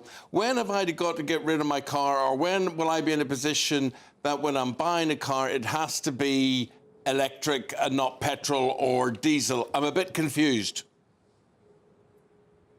Well, at the moment, the government says that 80% of all new cars sold have to be electric by 2030, with a total ban by 2035. And all the way up to 2030, our car manufacturers are facing increased fines for the percentage that they do not hit those targets. I hope that makes some sense. And the targets, the fines are going to be up to £14,000 per vehicle, or they have to buy a credit from a foreign company which just produces electric cars like BYD from China. So at the moment, we're in a situation where basically by 2030, people have to buy electric vehicles, and that's the situation we're in now. And our new policy from the Conservatives is that we will scrap these targets, both the 2030 80% target and the 2035 target, because the choice over what sort of vehicle you want should be yours. Now, I want to go around our panel here, which is sitting at the table, and want to ask you all an honest question to put to the Shadow Minister, which is, do you care if you have a non-petrol or diesel car or not, Chris? Yeah, very definitely. I am very happily sticking with my diesel car, not a non-diesel car. Right, OK. Ellie? We have an electric vehicle.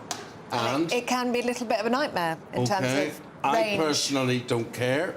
I don't drive, but the husband does have a petrol car, and I would be paranoid about running out of charge on a long journey. Exactly. Yes. Do you know my biggest nightmare is That's our biggest nightmare. setting out for Old Trafford from London and not getting there in time for the kick-off. Well, no, even worse. The worst thing is to be stuck in a traffic jam and see your energy dial going like that. Yes. And you're stuck in the motorway. You can't. And all of a sudden, play the radio and you can't have the aircon on. Right. Sorry, mate. Richard, the thing is, what I was trying to gauge there is, was there an appetite to do the big switch? And apparently there isn't an appetite in our studio.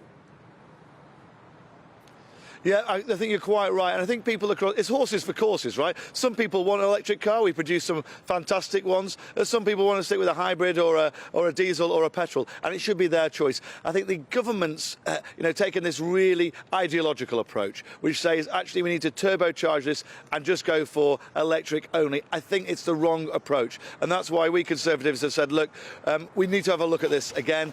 And actually, when it comes down to it, let's scrap it. Also, there's £3.8 billion worth of subsidy going in at the moment into electric cars, at the same time as the government's also trying to introduce a pay-per-mile tax. The entire policy from this Labour government is very confused, and it's time that we moved on from it and actually did something which is in favour of individual choice, which is, you want an electric car? That's great. If you want a petrol or diesel car? That's also fine. It should be individual choice, not subsidised by the taxpayer. How is this going to save people money? Yeah, I think this overall, well, we're reducing taxpayer subsidy by £3.8 billion. That's money that the government isn't spending, which we can then put into either reducing the deficit or into tax cuts as well. And I think that's really important, especially at a time when the public finances really are being squeezed. And we all know that Labour keep putting up taxes. Well, let's not be putting up people's taxes to pay foreign companies to produce electric cars in other countries. That is literally what is happening under this government today. Companies in Germany, in Romania, in Italy, in Japan are being paid to produce electric cars and sell them to the British people. I think that's a crazy situation. We should be having people should be making their own choices. We shouldn't be subsidising foreign workers to produce foreign cars to be sold in this country. Look, got to ask you about our top story today, which of course is the horrific scenes in Australia, the terror attack in Bondi Beach. What's your response to that horrific story, and how can we ensure that British Jews feel safe in this country? No, well, I think you're absolutely right. It is a horrific story which came out overnight, and seeing the Jewish community targeted yet again. It's just awful. And my mind was thrown back to those attacks in Manchester just a few months ago on the synagogue there. It's pretty clear that there are people with who are just hate in our country at the moment, and have. I don't understand this sort of level of loathing and anti-Semitism myself. I cannot see it or understand it. And we need to get through to people to tackle this properly. And it's just awful that we're in a situation where people have such hatred of people just because of their religion. I really do think that we've got to take this head on. It is a complicated one. I mean, you talk about taking it head on. Would that include banning the pro-Palestinian marches that happen in various cities around the whole country?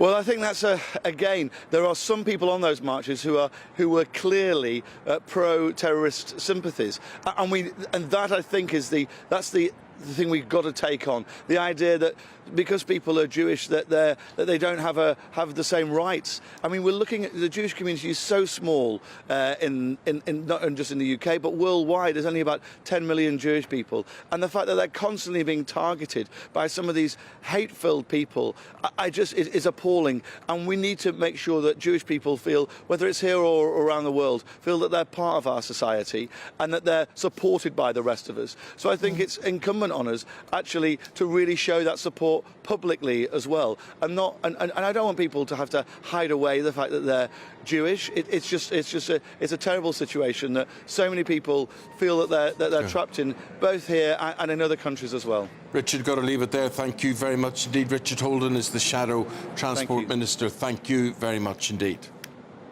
Thank you. Now do stay with us. Still to come, the new MI6 chief warns an age of uncertainty as the Russian threat rose. We're going to have more on that and other stories with Chris and Dawn next. But first, here's your European forecast.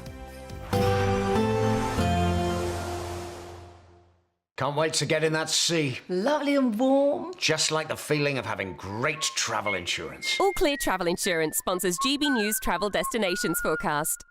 It's not just the UK that's seeing unsettled conditions at the moment. Many western and central areas of the Mediterranean are also experiencing a mixture of heavy rain, thunderstorms, even some hill snow in locations. Gales pushing their way through the Gibraltar Strait and other coastal regions as well. Some areas may see 100 to 150 millimetres of rain, significantly above their December average.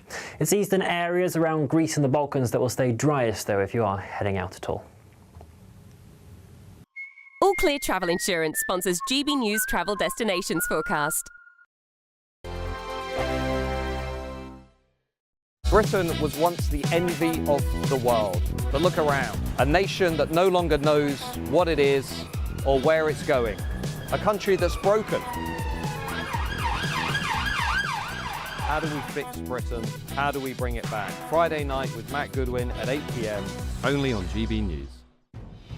Good afternoon, Britain. Weekdays from midday. I think a lot of you at home are going to be quite annoyed with this. Now, Tesco, the big supermarket chain, appears to have got rid of the famous Christmas trees, instead renaming them Evergreen trees. Evergreen There's trees. the evergreen tree. Here we are. So if you're listening on the radio, these are pictures of their boxes of artificial Christmas trees without the word Christmas on them at all, instead calling them evergreen trees. There are still a number of Christmas trees available called Christmas trees. Christmas trees, but I think it has clearly annoyed quite a lot of people. Why do you call them evergreen trees? Can't you just call them Christmas? Just call them Christmas trees. I call them Christmas trees even outside of the time of Christmas. If they look like a Christmas tree, I call them a Christmas tree, don't you? Yeah, I do. And the Conservative leader of the London Assembly, Susan Hall, she's told The Telegraph, it's Christmas. It's a Christmas tree. People don't tend to put up green plastic fir trees for any other reason. It's all stupid nonsense about offending other people and other religions. Well, below that, this is supposed to be a Christian country. We have Christmas. Let's celebrate it, says Susan Hall. Actually, other religions are not offended by the celebration of Christmas in a Christian country. You speak to Hindus and Buddhists and the vast majority of Muslims, they're not in the slightest bit bothered and actually will join in those celebrations as well. It doesn't offend them. But what you've got are marketing divisions within these big companies where you've got Tarquin and Tabitha who feel that we must, you know, do what we can do to not offend the great British public. And the great British public are the ones that are actually buying the product and they're not in the slightest bit offended. Can I just say it offends me that we've got Christmas already and it's not December. GB News, the People's Channel. No matter the state it's in, this is our nation. Join me, Jacob Rees-Mogg, for a genuine, honest discussion on where we have been, where we are going, and where we are with the people who set the direction. Tune in to State of the Nation every Monday to Thursday, 8 to 9 o'clock. Only on GB News. Britain deserves a newsroom that puts the facts and your voice first. Well, and that's what you get on GB News. Lively debates, lively conversation. And we're not afraid to hold power to account. And each other. So join me, Andrew Pierce. And me, Miriam Cates, for Britain's Newsroom, weekdays from 9:30 on GB News.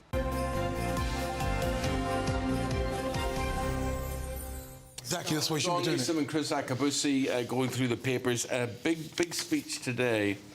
Big warning from the new MI6 chief. And he's talking about Russia, Chris, and he's talking about cyber attacks, sabotage, manipulation of information.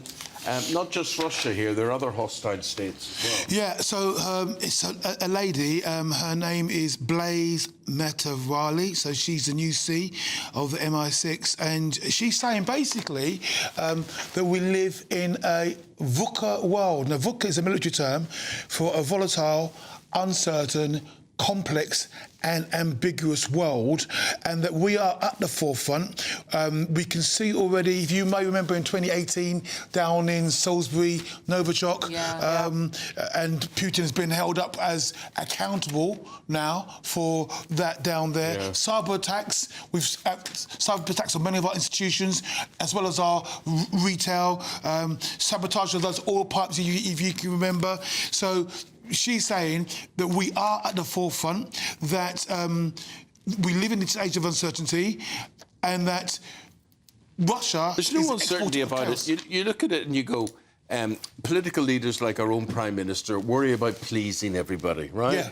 Putin and Trump don't worry about pleasing anybody, right? So Putin basically has been allowed to do whatever he wants, manipulate the whole world since he's been in power. Well, yeah, and because he gets up and he does, and apparently has the backing of his people. The United Kingdom, for example, we're not seen as aggressors. We wouldn't go, I'm trying to think of a corner of the world. So, for example, I nearly went to the Falklands. We were called up, Standard Operation Procedure 7, on the parade square, going to go on Monday. Another unit got sent in the end. But that was in result of aggression from Argentina with the Falklands. We would never wake up, well, I can't imagine the United Kingdom waking up and deciding, let's go and invade another part of the world. But you can see that with China and Taiwan. You have seen that with Russia and Ukraine. So, different mentality. We couldn't invade another part of the world. We can't even defend our own part of the world. Dawn, let's have a look at this breaking news this morning. Sir Cliff Richard says he's been treated for prostate cancer. Yeah, absolutely. Yeah, so it's revealed this morning. It revealed prostate cancer, being treated for the past year. He's 85 years old. He says the cancer has gone at the moment and has backed calls for a national screening test for men, which we know is not going to happen because it's said not to be worthwhile. He says he doesn't know whether the cancer is going to come back. It is being treated.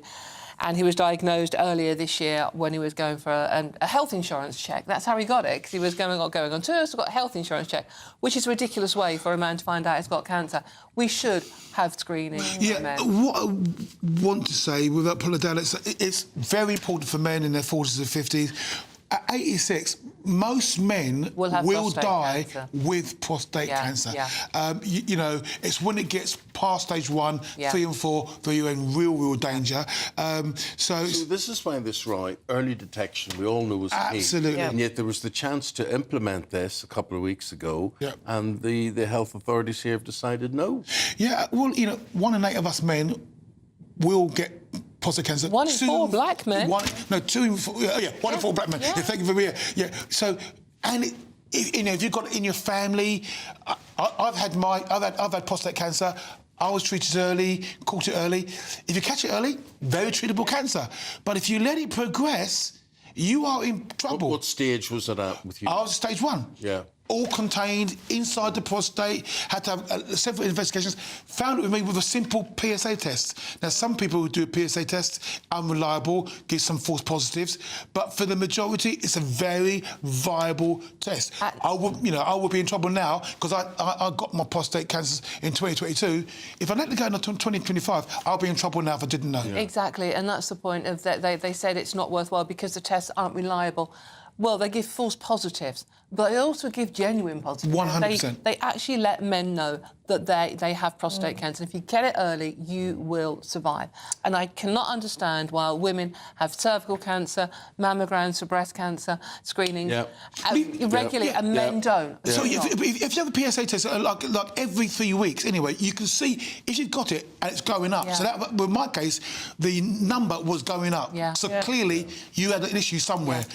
Just want to finish. We've got a minute left just to talk about happier matters. And happy birthday for last week, Dawn. Thank you very much. Happy birthday. You celebrated by Saji. going to Iceland. I saw on your Instagram. Well, it was to the Arctic Circle. It looked amazing. Yeah, it was Snow wonderful. Queen. I was, yeah, absolutely. It was my birthday, and it was just wonderful. It was peace. We were staying in an igloo, and it's a proper winter You wonderland. stayed in an igloo. Yeah. Did you sleep in the cold? It was, to be fair, it was a glass igloo, so kind of strong in it a bit there, but it's wonderful. It's a really amazing experience, and it's just the peace and quiet that we all need at the moment. Just that little bit of, at this time of year, a bit of like just something Serenity. different. Something Chill. different. Well, thank Very you, nice. and happy birthday. Thank you very much. Happy birthday, Dawn. And Dawn and Chris will be back again in about 45 minutes' time. Let us know what you think on any of those stories that we've been discussing. gbnews.com/you'll say. Get a check on the weather now with Jonathan.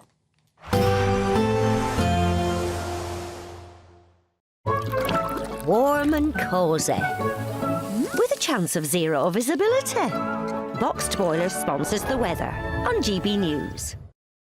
Hello there, very good morning to you. As we transition into this new week, we are continuing to see some quite heavy rainfall around at times, and there are amber rain warnings in force today due to this trailing frontal system that's very slow moving and is providing a lot of rainfall for the same locations repeatedly throughout the day. So those amber rain warnings for parts of southern Wales, but also still in time for Cumbria, where we may just see that rain skirt its way back up northwards a little later on in the day. Certainly do take care if you're travelling across any of these regions. There are various yellow rain warnings in force across other parts of northern England, Wales and southwestern England as well. Generally, though, it's a brighter and drier day for parts of Northern Ireland and Scotland. There are a few showers just to watch out for here in the very far northwest, but overall much drier and some hazy sunshine managing to poke its way through. Some fresher air filtering in through here, so top temperatures today across these two nations mostly around 7 to 8 degrees Celsius. However, to the southeast of this rain band, we've got some southerly winds moving in, and so it is, whilst cloudier, actually milder, and those temperatures of around 11 to 12 degrees Celsius. Our rain band will slowly push its way southeastwards as we head throughout the night, those rain warnings continuing until the early hours of Tuesday morning. Underneath here, again, underneath that cloud, it's going to hold those temperatures up around 8-9 degrees Celsius, but something much chillier for northwestern regions, maybe even some patchy frost to start off the day on Tuesday morning. I wouldn't take the graphics too literally with this rain on Tuesday. There is some uncertainty in regards to how quickly it could break up and eventually clear off the far southeast, so we may still see some outbreaks of rain lingering. But elsewhere, there'll be some sunny spells developing away from those scattered showers that are still going to push their way into the far northwest. And more of us now are into that fresher air, so for many of us, temperatures a little closer towards average for the time of year, 6 to 9 degrees Celsius. More wet and windy weather, though, is going to be arriving from midweek, so stay tuned to the forecast. Warm and cosy, with a chance of zero visibility. Boxed Boiler sponsors the weather on GB News. Thank you, Britain, for making us the fastest growing news website in the UK. We're truly humbled, and we couldn't have done it without you.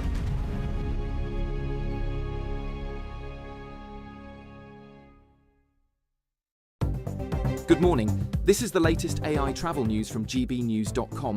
The A720 westbound between Gilmerton and Lasswade is partially blocked due to a broken down vehicle. Flooding affects the M4 eastbound between junctions 43, Landarcy and 42, Earlswood. A collision has closed one lane on the M1 southbound at junction 18 in Northamptonshire. The A14 westbound exit slip at junction 22 in Cambridgeshire is down to one lane due to a collision. Drivers on the M25 clockwise between junctions 9 and 10 in Surrey face 50-minute delays due to congestion. And on the trains, Avanti West Coast services between Milton Keynes Central and Rugby face weather disruptions. For more travel news, go to gbnews.com. It's the greatest cash prize of the Great British Giveaway so far. A simply stunning £85,000 in tax-free cash to spend on anything you like, making 2026 your greatest year to date. That could get you that brand new car, extend and improve your home, take you away on that bucket list holiday, or just give you some peace of mind over the coming months. For another chance to win £85,000 cash, text cash to 63225. One entry costs £2.50 plus one standard network rate message, or text bonus to 63225. 5 entries cost £5 plus 1 standard network rate message. Go to gbnews.com/win. Entries start at £2.50. Call 0903 686 3232. Calls cost £2.50 plus your network access charge. Or post your name and number to GB18 PO Box 8690 Derby DE1 9TT. UK only. Entrance must be 18 or over. Lines close at 4 p.m. on the 30th of January. Please check the closing time if listening or watching on demand. Good luck. At GB News, we love to hear from you, our loyal community. So drop us a line at gbnews.com/yoursay. There you can talk to each other and also to the presenters live on air. gbnews.com/yoursay, because GB News is your channel, Britain's news channel. Join me, Nana Akwe, for an informative, interactive news programme with a difference. It's fun. No, he didn't say that, Dave. I'm so surprised. I think there's an element of truth to that. Join me from 3 p.m. every weekend, only on GB News, Britain's news channel. In the GB Newsroom, we bring you the news as it happens. With our team of dedicated journalists across the UK, we're ready to keep you up to date with what's happening every half an hour, every single day. Bulletins here on GB News, the People's Channel, Britain's news channel. A really important thing about GB News, and it's brought something completely different to the landscape. The mainstream is all about keeping the status quo as it is, ticking along quite nicely. They don't want to ask difficult questions. GB News exists because there is a desperate need for fearless journalism that puts the people first. GB News came on the scene as a disruptor, and it has always been a disruptor ever since. Journalism in this country has been a cosy world full of groupthink until now. Well, the reality is that most British journalists are afraid. That's not GB News. Journalism is journalism at the end of the day, and we're not here to serve any masters. Our masters are our audience. We're here to talk about things in a way that have never been broadcast on British airways before. Do not miss a moment on GB News. The #1 news channel in the country.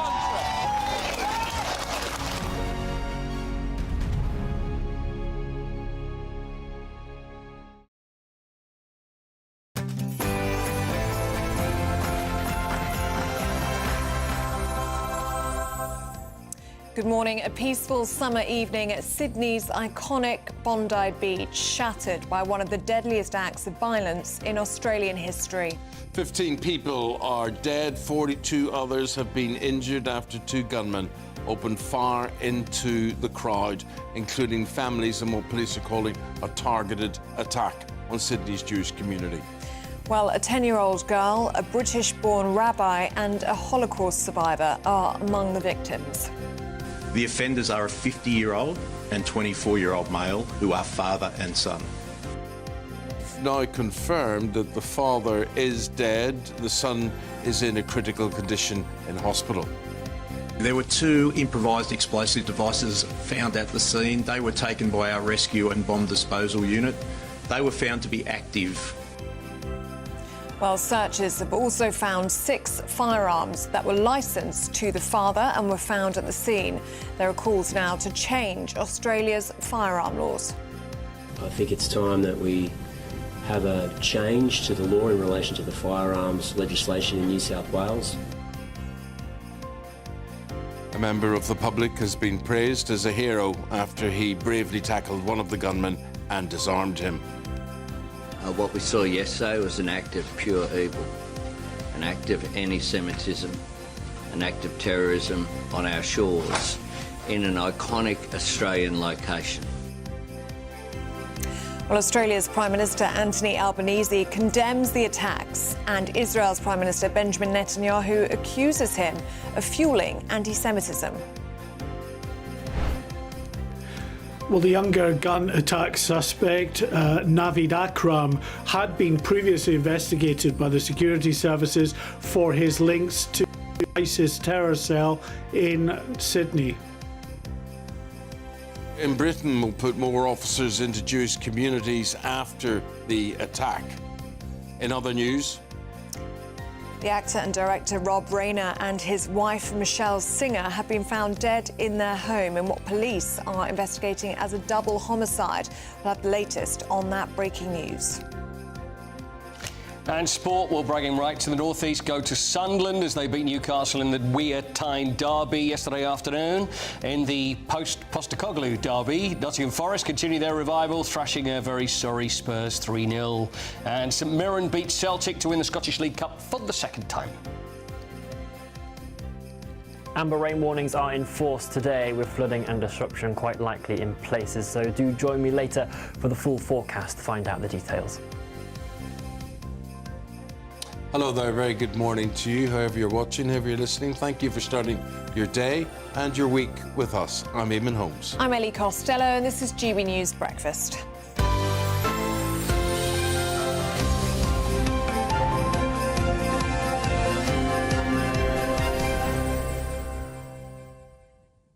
Well, the world is once again in a state of shock after another terror attack on Jewish people. As you will know by now, the scene was the world-famous Bondi Beach on a warm Sunday evening in Sydney, where two gunmen opened fire, killing 15 people, amongst them a 10-year-old girl. 16 in total when counting one of the shooters. Here's what Anthony Albanese, Australia's Prime Minister, said. What we saw yesterday was an act of pure evil, an act of anti-Semitism, an act of terrorism on our shores in an iconic Australian location, Bondi Beach, that is associated with joy, associated with families gathering, associated with celebrations. Today, all Australians wrap our arms around them and say, we stand with you. We will do whatever is necessary to stamp out anti-Semitism. Well, police say the offenders are a father and son. The father is among the dead. And they also say they found two improvised bombs at the scene. There was a moment of true heroism which has been captured. One of the gunmen was tackled by a man, and overnight the Australian State Premier said that gun laws should be reviewed.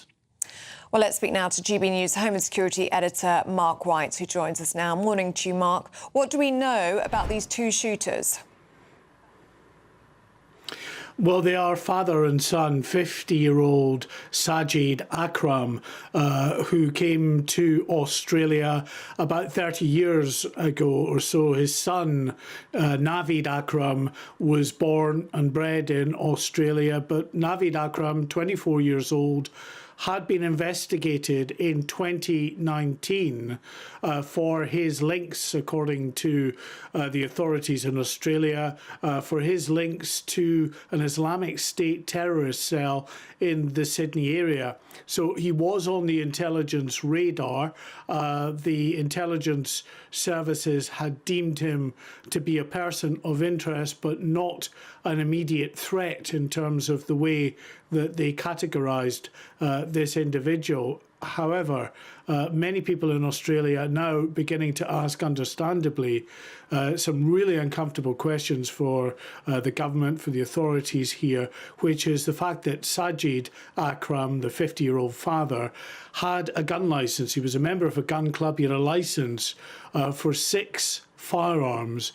And understandably, people want to know why on earth, if someone is being investigated and is on the security services radar for their links to the Islamic State terror group, then why would they not be, or why would they be allowed to have a firearms licence? That's one of the questions that will hopefully be answered by the authorities in the hours and the days ahead.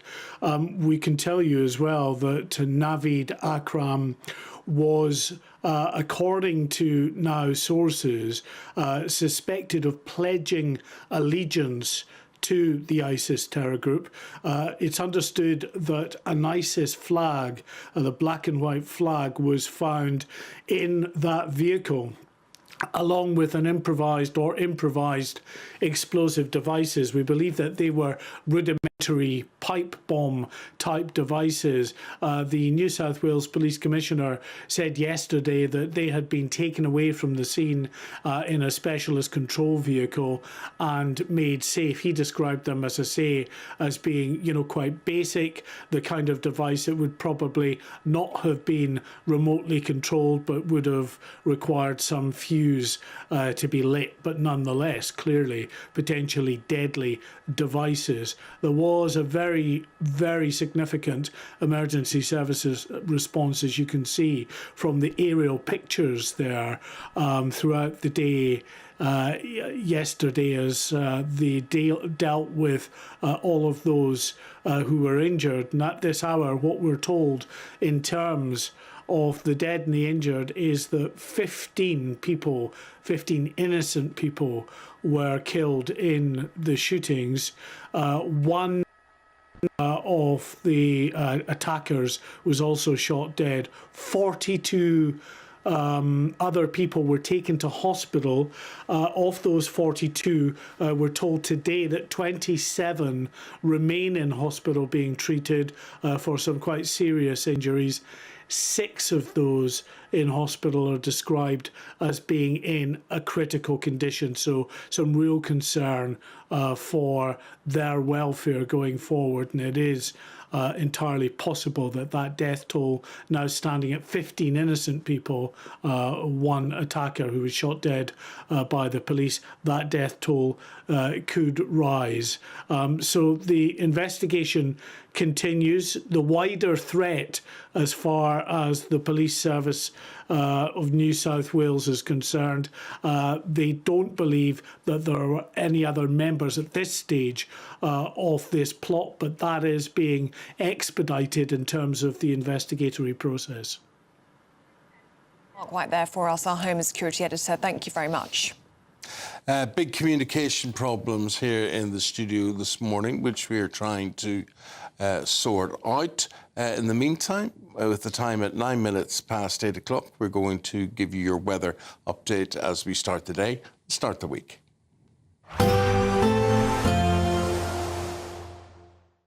Expect warm spells with the odd rude interruption. Box Boiler sponsors the weather on GB News. Hello there, very good morning to you. As we transition into this new week, we are continuing to see some quite heavy rainfall around at times, and there are amber rain warnings in force today due to this trailing frontal system that's very slow moving and is providing a lot of rainfall for the same locations repeatedly throughout the day. So those amber rain warnings for parts of southern Wales, but also still in time for Cumbria, where we may just see that rain skirt its way back up northwards a little later on in the day. Certainly do take care if you're travelling across any of these regions. There are various yellow rain warnings in force across other parts of northern England, Wales and southwestern England as well. Generally, though, it's a brighter and drier day for parts of Northern Ireland and Scotland. There are a few showers just to watch out for here in the very far northwest, but overall much drier and some hazy sunshine managing to poke its way through. Some fresher air filtering in through here, so top temperatures today across these two nations mostly around 7 to 8 degrees Celsius.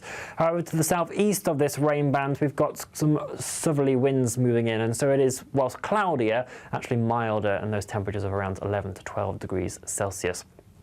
Our rain band will slowly push its way southeastwards as we head throughout the night, those rain warnings continuing until the early hours of Tuesday morning.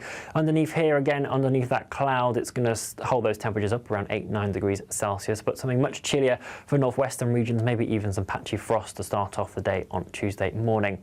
I wouldn't take the graphics too literally with this rain on Tuesday. There is some uncertainty in regards to how quickly it could break up and eventually clear off the far southeast, so we may still see some outbreaks of rain lingering, but elsewhere there'll be some sunny spells developing away from those scattered showers that are still going to push their way into the far northwest, and more of us now are into that fresher air, so for many of us temperatures a little closer towards average for the time of year, 6 to 9 degrees Celsius. More wet and windy weather though is going to be arriving from midweek, so stay tuned to the forecast. Expect warm spells with the odd rude interruption. Box Boiler sponsors the weather on GB News. So our communication problems continue here in the studio. At this stage, Ellie will interview people that I can't hear, and I will talk about interviewing people that you can't hear. So sort of together, we'll give you a full... Together we're covered, aren't we? Together we're covered. Here is the carer spokesperson for the Liberal Democrats, Alison Bennett. Alison, I can't hear you, so Ellie will talk to you and listen to your answers. But a very good morning to you. Good morning. I can hear both of you really clearly. Well, that's something, Alison. Thank you for joining us this morning. Look, we've got to talk about our top story today, which is, of course, the horrific terror attack in Australia, horror on Bondi Beach. What's your reaction to that story? Oh, Ellie, my thoughts are with those 15 victims and their families and their loved ones. Those scenes from Bondi Beach are just horrifying, so frightening, and will have sent shockwaves across Jewish communities right across the world, including here in Britain. So for me, my thoughts are with British Jewish people and making sure that they are as safe as they possibly can be at Hanukkah. We've been speaking to a lot of those British Jewish people today, and they've been saying we've been warning about this for years. We've been warning about unchecked anti-Semitism, as they describe it. So what can we do to make British Jews feel safe in this country? Do we need to ban the pro-Palestine marches? Yes, I've met groups like the Anti-Semitism Trust in the last year or so, and had a number of conversations with them where they've shared those feelings with me too. I think it's a matter for the security forces about whether things like the anti-Palestine marches should be banned or not, but I am totally clear that there is no place for anti-Semitism in Britain, and it needs to be stamped out. Can we talk about strike action, potential strike action this week from the BMA? We are expecting the result of that BMA ballot at some point today. Now, if that has been rejected, then strike action is going to begin on Wednesday. How concerned are you about strike action going ahead, considering we're also talking about a surge in flu at the moment? So last week I visited my local A&E, and there were, lots and lots of people in trolleys, in corridors, ambulances outside. We were asked to wear face masks because of the flu that's circulating. And I'm in Sussex, and I don't think the flu rates here are as high as they are elsewhere in the country. So I think it's absolutely wrong for there to be strikes. I and the Liberal Democrats are urging the resident doctors not to strike this week. They've got an offer on the table from Wes Streeting, the Secretary of State. I urge them to accept that offer and stay at work this week. You're here to talk to us today about the new winter discharge unit that you are calling for. Essentially, you don't want patients to be trapped unnecessarily in hospital over the festive period. That's right. Time is running out. We're less than 2 weeks from Christmas. In November, I had a Prime Minister's question, and I asked Keir Starmer what his plan was to deal with these poor people who are well enough to go home medically, but they can't get out of hospital. They're stuck there because there's no social care package for them. We found that we're not talking about days here. Sometimes people think it's days. It's sometimes months. So one trust that covers Surrey and Sussex, they had somebody who was stuck in a bed for 6 months. And that's terrible. That's terrible for that person, because all that time they're in hospital, they're at risk of catching bugs or developing bed sores. It puts extra pressure on those doctors and those nurses who are looking after them while more people are coming into the hospital who are poorly. And it really costs the taxpayer an absolute fortune. And that's why we Liberal Democrats are so frustrated that the government's not getting on with fixing social care. But how do you fix social care? I mean, it's been spoken about now for, it must be decades. It's a horrible term of bed blocking, isn't it? But we see it happen time and time again, and nobody seems to have the answers to fix it. So that's why the Liberal Democrats are calling for this winter discharge unit to be set up. it would cost £90 million, but actually last year, at this time of year, the NHS spent, we estimate, £122 million on people who are ready to go home but can't get out because of those missing social care packages. So actually, this would be a way of saving the NHS money. We want three things. We want extra locum doctors, more patient transport, and additional social care packages made available. And we think that's the way to not just focus about the ambulances at the front door, but make sure the back door of the NHS is also open so people can go home when they're ready to. OK, carer spokesperson for the Liberal Democrats, Alison Bennett, thank you very much for joining us this morning on GB News Breakfast. With that, we are going to take a break. The actor and director Rob Reiner, we're hearing this morning, and his wife Michelle have been found dead in Los Angeles. So we're going to be talking and bringing you more on that next. Westminster, the ultimate clique. And you're fighting like rats in a sack. But here on the Camilla Tominey Show, we ask the questions the establishment media is too scared to ask. OK, let me ask you a straight question, because I know you're a straight-talking politician. Whether it's net zero, illegal immigration or law and order, nothing is off-limits. You had the power then. Yeah, as I and say, now you've lost it. That's the Camilla Tominey Show, a politics show that's fearless. But no, let me finish my question if you don't mind, because it is my show. Sundays at 9:30, only on GB News, the People's Channel, Britain's news channel. Sir Jacob Rees-Mogg's State of the Nation, Monday to Thursday from 8 p.m. The National Trust has come under fire after declining a Catholic filmmaker's request to shoot a documentary at St Cuthbert's Cave in Northumberland. St Cuthbert's Cave was a crucial location for the film, as it's traditionally believed to be where the saint's body rested in 875 before he was moved to Durham, where it remains today. The Trust justified its decision by citing the project's religious affiliation, sparking accusations that the heritage charity has breached equality laws and is engaging in illegal religious discrimination. Well, I'm joined now by the filmmaker at the centre of the story, Christian Holden. Christian, thank you for coming in. So, first of all, tell me about St Cuthbert. Why do we mind about St Cuthbert? Well, St Cuthbert, this historical figure, this great figure of the northeast of England and the Scottish borders area, was renowned for his physical prowess, for his great night vigils. I approached the National Trust to ask permission to film there, and the initial response I had from them by email was that they didn't host any filming of a religious or political nature. I made a phone call to that particular person and explained more about what we hope to do, and that aside from its religious storyline, there's also historical value to it, cultural.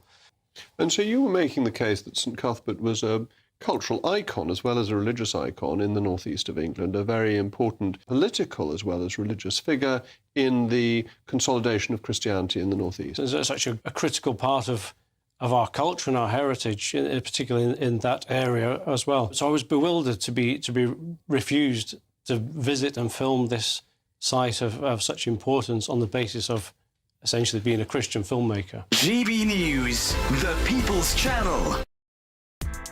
Join me, Nana Akwe, for an informative, interactive news programme with a difference. It's fun. No, he didn't say that, Dave. I'm so surprised. I think there's an element of truth to that. Join me from 3 p.m. every weekend, only on GB News, Britain's news channel.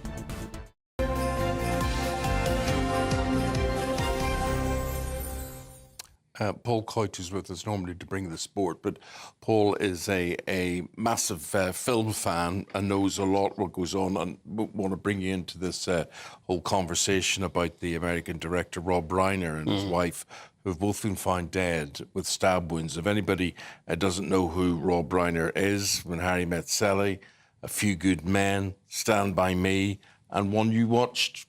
Well, Spinal Tap. Yeah, the first film that he directed was This Is Spinal Tap, which is about the spoof. They call it the spoof rockumentary about the English rock band, and this came out in 1984. And so finally, after all these years, 40 years on, they made a second version of this, which amazingly, which I watched yesterday. I watched last night because I wanted to see this, which has only just come out. And he directed it, and it was his first directorial job, and he played it's really confusing because he then plays a director called Martin DeBurgi, who makes a film about this rock band, which is a spoof rock band, but it's only just come out, and to see what's happened. I mean, I saw this in the early hours, that there'd been a stabbing at this house, and it was at their house of Rob Reiner, and it was only when you see that two victims are the same age, because they didn't reveal who it was. Now it's out. He's nearly 80. It really is. It's shocking news. I mean, Rob Reiner comes from comedy royalty. His dad, Carl Reiner, worked with Mel Brooks and was a great actor. He was in the Dick Van Dyke Show as well, and then Rob followed in his footsteps. And Rob made his name actually as an actor in a TV show called All in the Family, which was the American version of Till Death Us Do Part. So he played like the Tony Booth character in that. Right, so made his name in that, then became a director, hugely successful director, like you say, When Harry Met Sally and Misery and A Few Good Men as well. Well, he and his wife, Michelle, have been found with stab wounds, and a family member is being questioned by police. The fire department are saying that they were found dead inside the property. And actually, we've got American commentator Perez Hilton on this one, Ellie. Good morning to you, Perez. Thank you very much for joining us this morning. What do we understand has happened here? Well, a couple of hours ago, the police in Los Angeles held a press conference, and as these things do, my expert prediction is that shortly after morning time in Los Angeles, we'll have another press conference where we are given more information. Right now, there are reports and chatters about who this family member may be, but the police have not confirmed any of that. They don't even acknowledge that anyone is in custody. Right now, we're only hearing that there's questioning happening. The family has released a statement saying that they are in deep sorrow, just heartbreak and asking for privacy. Just a horrific way to die, and to have, according to reports, one of his children and his wife's child as well discover the bodies. I just can't imagine how traumatic that must be for that young woman in her 30s, Romy. Rob Reiner was Hollywood royalty. His father, Carl, was also equally beloved and worked for his entire life, basically, as well. And I think the thing that's especially sad about this is, yes, Rob Reiner lived a full life at 78 years old, but his father lived to be 98.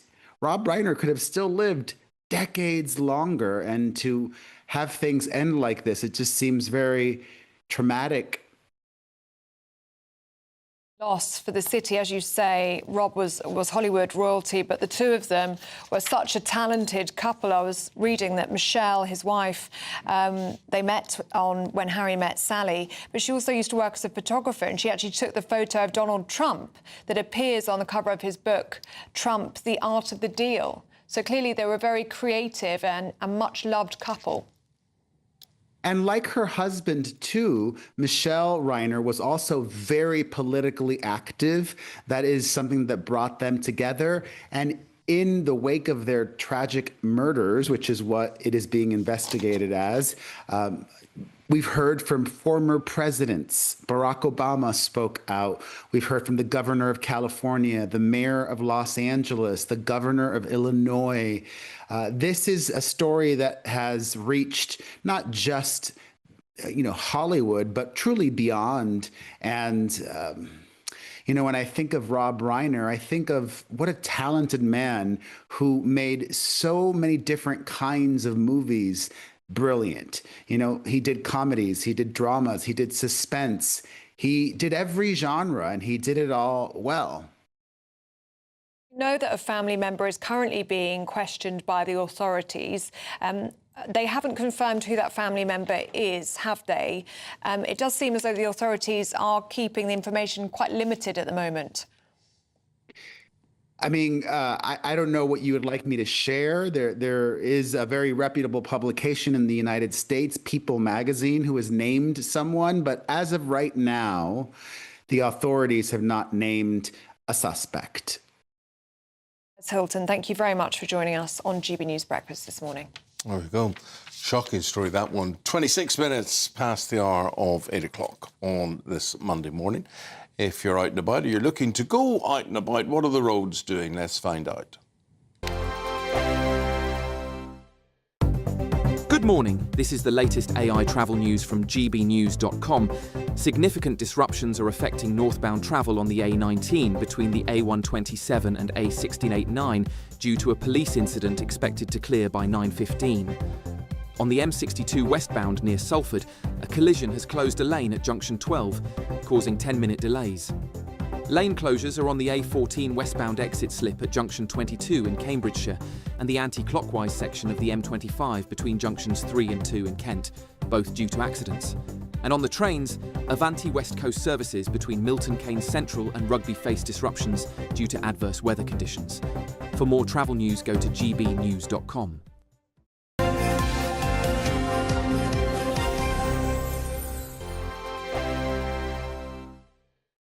Westminster's full of talk, but out here, it's the real world. Am I allowed to talk then? No, that's it. This is where it matters, real people and real lives. That's what politics is all about. The fact that Trump made a good start, no. Straight answers, no spin, and just a couple of pints. How many fingers have I got up? About 10. So join me for Lee Anderson's Real World every Friday at 7 p.m, only on GB News. The People's Channel, Britain's news channel. You want to know what's really going on in the corridors of power? Labour don't know what to do with you half the time, and that makes you quite lethal in the chamber. Get behind the headlines with Chopper's Political Podcast. Join me, Christopher Hope, as I sit down with the great and the good of British politics. We'll see where this ruling takes us. These are the stories shaping our nation. Chopper's Political Podcast, available now on all platforms. Listen in and stay ahead. Decisions made in Washington aren't just shaping America, they're shaping Britain too. From migration to global security, from crime to health. Whatever happens in the White House today will be felt in your town or city tomorrow. That's why The Late Show is live from Washington, D.C. Cutting through the politics to show you what it all means for Britain. The Late Show live every night at midnight. Only on GB News, Britain's news channel. Exciting news. Every Friday, my Patrick Christie's Tonight Show is going to have a twist to it. We're welcoming some special guests. You. That's right, on Fridays I'm going to be doing my show in front of a live studio audience because this show is about you and what you have to say. It's going to be the same big debates, same big topics, same big opinions. But every Friday night at 9 p.m, you are invited to come on down to Patrick Christie's Tonight to be a part of the action.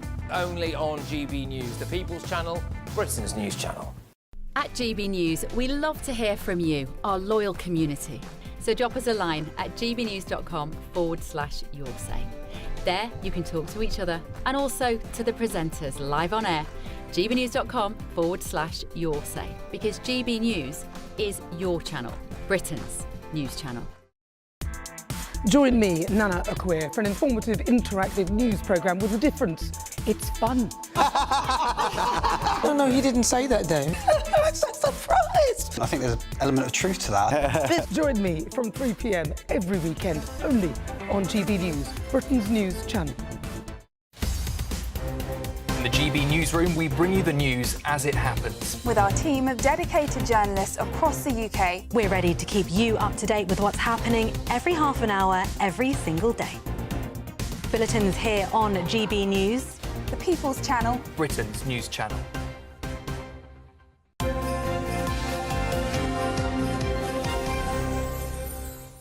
Scottish League Cup final yesterday. Paul wasn't there, but I want your opinion on it. St Mirren wins. Congratulations. Yes. Complete underdogs. 3-1 against the mighty Glasgow Celtic. What a mess this is for Celtic. Not to take away from St Mirren, great win, but the results, you know, Celtic losing to Hearts, top of the league, they could have been back up there again. They're not. The big point gap has opened up again. And what I'm trying to say, they lose the League Cup final. Would they have done so if Martin O'Neill had have stayed on? I don't understand what the rush was getting rid of Martin O'Neill at such a crucial time of the year for this manager who I've never heard of. I wonder. I do, in my opinion, think that if Martin O'Neill was still there, and I think probably Martin thinks the same thing as well, although he would never publicly admit it, I think they would have done better because the new manager's come in from America. It's French manager, Wilfried Nancy. Or Wilfred Nancy, as we could call him. But he's the manager now. 3 games, has lost every one of the 3. First manager to lose 2 on the bounce. Now, when you said about Hearts, I would say, OK, teams lose games, and Hearts at the top of the table, that's not, I don't think, a huge disaster. Then they play Roma in the Europa League and they lose 3-0 because we're still talking a big team from Italy. 3-0, OK, not great, but not a disaster. But then when we start getting to losing to St Mirren now in a cup final, that's when questions are starting to be asked. There's a lot of change going on. The manager's come in, instead of doing what Martin O'Neill did, came in, you know what, we're going to keep this going. I'm going to inspire the players. We're going to just make it tinker a little bit. But the new guys come in and said, right, I want to change this, I want to change that. And the players don't know what's going on. What they do know is they've got a new manager. What they do know is they were winning under O'Neill. They're not winning now. Yeah. They're going to be thinking, you know, what have we got this guy See, for? what I find interesting, I would have thought, and from everything that I've known about Martin O'Neill going in, he was just there to be a stopgap until the new manager came in. But you went to school with him, didn't you? He went to your school. Yeah. So was the school idea was that you don't give up and that you keep going and you stay there? Because you think he would have stayed, don't you? He definitely would have stayed to the end of the season. Yeah. Absolutely right. And why would you not have had him there? I mean, it is just a dream job. He came out with dream results for them again, and the team will not be happy. They will not be happy. See, the thing is, this shows the difference in man management. When it comes to football, and it's a question I've asked so many different managers, how much of this is actually man management and how much of this is tactical nous? How much of it is actually going, right, I need you to do there? Man management is a huge part of it. Would this guy be playing a new system? That's the thing. Yeah, well, that's it. Everything is. And it's like, well, do this and do this. It's like, at the start of the season is one thing, but in the middle, it's like, just stick, you know, who am I to tell a football manager, but stick with what you've got and maybe just go, right. Happy birthday to you. You want to go for it? Yeah, let's go. Whose birthday is it today? We've got quite a few today, actually. Let's go with the first one, shall we? There's someone you probably know very well. Joe Jordan. Can we see Joe? Joe, big striker. That's him without the teeth. Look at that. Playing for Scotland. That's so iconic. He's like a vampire. I thought really he had a was. mouth shield in. I know. Shield. Not in the old days. Not in the old days. Oh, right. Okay. You know what? There was a tough man. Yeah. And then he played at Leeds and then played at Manchester United. And then he was a coach under Harry Redknapp as well. Yeah. So there we are. It's a great picture. What a record. I mean, he stayed employed, you know, throughout his whole life. It's because everybody was scared of him, that's why. Because they just, you get the teeth out and you go, I want a job. And you go, all right, fair enough. There's Joe, a little more demure Joe there. Can I have a clue? When was he playing? Right, so playing in the 70s. Playing in the 70s, and he was managing sort of like up to about 10 years. Leeds player. Yeah. You won't want to mess with Joe. 73. 73, OK. That would be close. He's either 73, 74, 75, 76. He's in there. Let's go. 76 is less close, yes. 75. 73 is the right answer. No way! Honestly, doesn't that really cheese you off? Ellie comes along, has a look at the man with no teeth and then gets it right on the button. There you are. Unbelievable performance, Ellie. Very good. Right, next one. We got horse racing royalty, Frankie Dettori. So, Eamonn, this is yours. 1-0 at the moment to Ellie. How old do you reckon Frankie Dettori is? Been racing in America, coming to the end of his career? 46 today. 46. 56. 55. Oh, very close. But not quite on the money. Let's go with another one. Eamonn, this is probably more for you. Former Manchester United player Jesse Lingard. We're going to see Jesse. There he is, Jesse Lingard. Gosh, what happened Went to Jesse? Forest and then he went over to India or the Far East or... What a great player. I know. Scoring in the FA Cup final and everything. They went to West Ham for a while. That kind of didn't work. I was coming out of the cup final one day and this woman called me over to a minivan that she was in and she was having drinks. You see, she was pouring out this Prosecco or champagne over. She said, Eamonn, would you like a drink? I said, yes, okay. Sure, yeah. So I got into the van and sat with her and, she had a few other people with her and whatever in this minibus. And I said, and what are you doing here? She said, I'm Jesse Lingard's mother. Wow. Was she driving the minibus? She wasn't. Did nobody tell you never to get in the minibus with strange people, Eamonn, for goodness sake? She's being driven. Amazing. Okay, Jesse, how old is Jesse? I'd say he's 31. 31 is a good guess, but not quite. 33. Is the right answer. No. Again, right, Jesse Lingard. Right, now we'll have a little showbiz. Now, the drummer here. Dave Clark of the Dave Clark Five. Now, the song Glad All Over, which is used by Crystal Palace, as they were Glad All Over, I know for a fact, because I spoke to Dave Clark, and Dave Clark Five, it was called the Tottenham Sound. And they grew up in Tottenham, and it was his biggest thing that he was most upset about, the fact that Crystal Palace used Glad All Over and not Spurs. Oh. How about that? So, you would be annoyed. Wouldn't you? Dave Clark, big influence to people like Bruce Springsteen. He's the drummer in the middle, so Dave Clark, he was the manager, he was the band leader. When? In the 60s. So they were huge in the 60s, around the time of the Beatles. So that's probably 65, I reckon that picture Dave's is. age. So Dave age, how old is Dave today? So Dave is going to be knocking on, so that's probably in 1965. 88. 88 is a very good guess. 85. 86 Oh, very is good. the answer, Dave Clark. And finally, Michelle Dockery. She's so gorgeous. Lady Mary Crawley from Downton Abbey, there on the left-hand side. Born in Romford. Not quite as posh. Yes, she is. Not quite as posh as she sounds in Downton Abbey. I knew I liked her. How old is Michelle Dockery today? Hickory, dickory, dockery. How old do you reckon? 41. 41? 40. 44.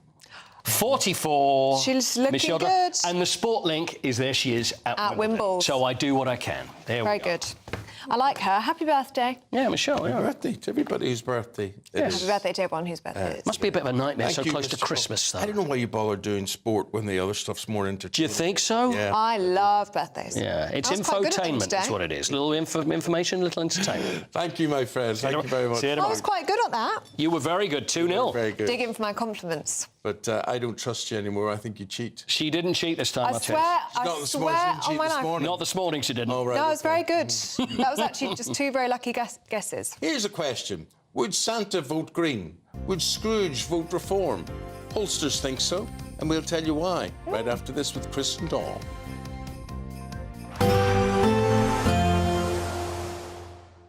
Can't wait to get in that sea. Lovely and warm. Just like the feeling of having great travel insurance. All Clear Travel Insurance sponsors GB News Travel Destinations Forecast.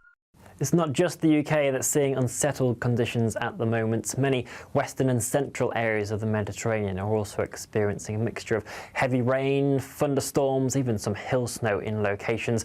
Gales pushing their way through the Gibraltar Strait and other coastal regions as well. Some areas may see 100 to 150 millimetres of rain, significantly above their December average. It's eastern areas around Greece and the Balkans that will stay driest, though, if you are heading out at all. All Clear Travel Insurance sponsors GB News Travel Destinations Forecast.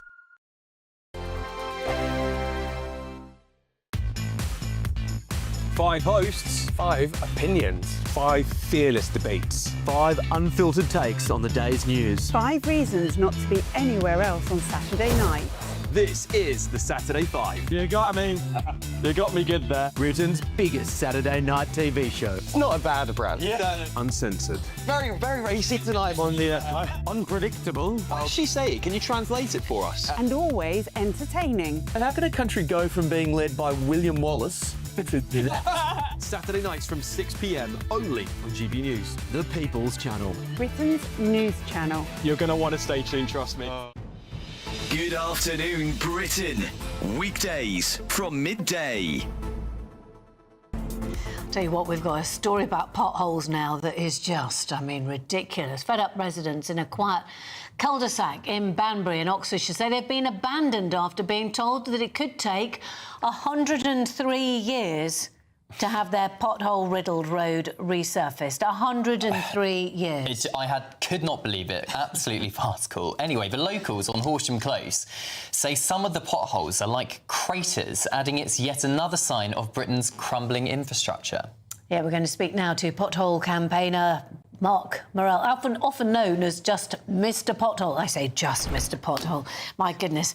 Yeah, I mean, it's terrible. They've used the figure from the alarm survey. That's a survey, a report that shows just how bad our roads are, and used an average figure. How naive or stupid, really, to actually put a figure in there rather than say it'd be done as and when, you know? I know the particular road, because the main road, Sussex Drive, that it comes off of, I campaigned some years ago, got it resurfaced. Last year, I actually used some AI as a free app called Stan the App and drove around the 34 miles of Banbury on the main routes and identified 1,500 severe defects on their main routes. So the side roads, a number of those cul-de-sacs are well outside their life. I mean, if you look at the average road, it lasts about 20 to 25 years. And in the same report, in 15 years' time, 52% of all the country's roads will be structurally unsound, and therefore we've got a major problem coming up.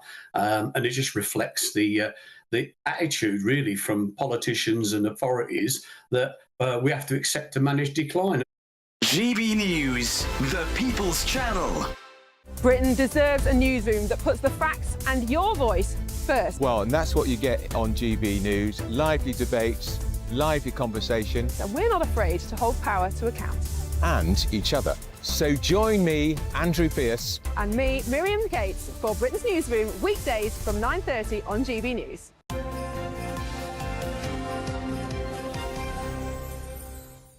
Obviously, one story over the front of all the newspapers today, and that's the shooting in Australia yesterday. Did we see them? Oh, sorry. Yes, front page of many of the newspapers this morning. Hate and heroism on Bondi, says the Telegraph. Daily Mail next praises the hero of the Bondi Beach, and rightly so, who wrestled with one of the shooters. Bondi fiends, dad and son, says the Sun. Bloodbath at Bondi Beach. That's the Times. And horror and heroism at Bondi, says the Mirror. We're going to see the Mirror? Oh, there it is. There it is. And the Express focuses on the hero of Bondi Beach. Don Neeson, Chris Akabusi. So we'll leave Australia behind. We've been talking about that throughout the whole programme today. Let's just try and talk about happier matters. And Dawn, Christmas, and I don't know how well you plan, or do you cook your Christmas dinner? Or, Me, I don't hate anyone enough to cook for them. I really don't. It's just never going to happen. But I do know where the wine fridge is. Well, that's the most important thing. I love this story. So there's the humans, there's the family, and there are the pets. There's the a dog's pets are dinner. very important. The dog's dinner. So tell me what's in a dog's dinner and who does it. Absolutely. This is a great fun survey today in the Daily Mail, and 3 in 4 owners cook a Christmas meal for their pets. Aww. Cats and dogs, but mainly dogs we're talking about here. And so basically, the most popular choice for your dog on Christmas Day is... Turkey. Turkey. Well Got done. to be. Yeah. Well, I would have thought you just give them what you're having. You just do them in a little 100%. Give them a big old fat turkey bone. Gets that down your neck, mate. You're missing the point of this story. Oh, It's not sauce. about just put it in the dog bowl in the kitchen. Your dog is sitting around the table. It has a paper hat on for you, and it has a proper Christmas dinner. That's a wind-up. No, I don't get to jump on. Waking up every day. And it's lovely. And evidently, the most popular items for toys for Christmas Day for your dog, you get wrapped up presents as well. Bone. It's a plush chew toy. Chew toy. But the most interesting thing is that more than 1 in 4 owners admit spending more on their dog than on their other half. Really? Oh, my gosh. No. Well, you get unconditional love. It's the only place you get unconditional love from. But the dog doesn't know it's Christmas. They don't know that Santa's there. Of course they do. But it's right they be included. You can't leave the dog out. Oh, dear. To make a little Well, I wouldn't leave the dog in the doghouse. I wouldn't leave him in there, but I would say to him, mate, you know what, have some of that, but you can't sit at the table. Now, here's an interesting one, Chris. If Santa was allowed to vote, yes, what way would he vote? Well, there was a survey done of 2,000 people, and it's clear that the majority of voters think that Jack Polanski of the Greens is in for a big surge if Santa had his way. Because while most of us do believe that Santa would lean towards our way of thinking, that it's however, those who were one particular party or not, who didn't vote for their party, voted for the Greens. So we are thinking, according to this paper, that Santa is a lefty. I personally think that he will be conservative because his tradition and he's a traditionalist, and he focuses on the family. He's got authority. Exactly. There's no way he votes Green because the sleigh does so many miles. Well, I wish. Look at that! He was in last week. We should have asked him who he votes for. But I mean, the sleigh is pulled by reindeer. So it's not burning fossil fuels. No. No. Were you pulled by a reindeer in... where was it? In the Arctic Circle? That's what I should have Mark's not listening, is he? There were lots of reindeer. There are more reindeer in the Arctic Circle than there are human beings. There's not many human beings. It's a brilliant place to go. But my husband did do his best bet to eat most of the reindeer population. Oh, God, it's lovely, isn't Did you try reindeer? You can eat it's beautiful. Is it nice? Reindeer yes. Yeah. Reindeer is absolutely very, beautiful. very healthy for you. It's very low. It's very lean meat. Yeah. Well cared for up there as well, so it's very healthy meat. It's very sustainable. Yeah, you can reindeer burgers, reindeer roast, reindeer sushi, reindeer absolutely everything you want. Well, that's another reason why I wouldn't vote Green, because he wouldn't be vegan, Santa. Well, the interesting thing about people in Lapland and in the Arctic Circle as well, even the vegetarians up there think eating reindeer is fine. Oh, really? Yeah, because there's so many. Yeah, I know. I'm really there's so many to go around. I did see Santa, and if we're all very, very good boys and girls, we'll get a special treat. Oh, lovely. Oh, good. Chris, here's important. Obviously, everybody, you know, especially we're getting to the situation, what is it, 10 days now before Christmas? Yeah, exactly that. And a lot of people go online and they see things, they scroll through their devices, they say, oh, well, that would be a good idea, or could have that, or could have that. But there's a bit of a warning here from the European Union. Yes.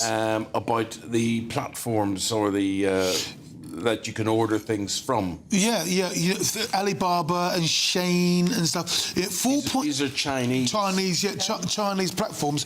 And the EU wants to make a massive crackdown because of the low value quality of the products that are coming in that are very, very dangerous. To some extent, could be life-threatening. I mean, how many plugs do you get? You've got to be very careful, for example, with the things that you plug in because of the fire risk, because the value of the product is so dodgy. And apparently, you know, so it's 4.6 billion dodgy products have come in over in 2024, and it's doubling exponentially every single year. So the EU authorities are going to crack down on this because at the moment they're only stopping less than 10%, so 90% of products coming are low value. And it's not fair to our guys who've got such a high standard to meet. And go and shop in your local high street if you really can. And while you're in your local high street, pop into your local pub and have a festive tipple. Well, that's a very important message that you have there,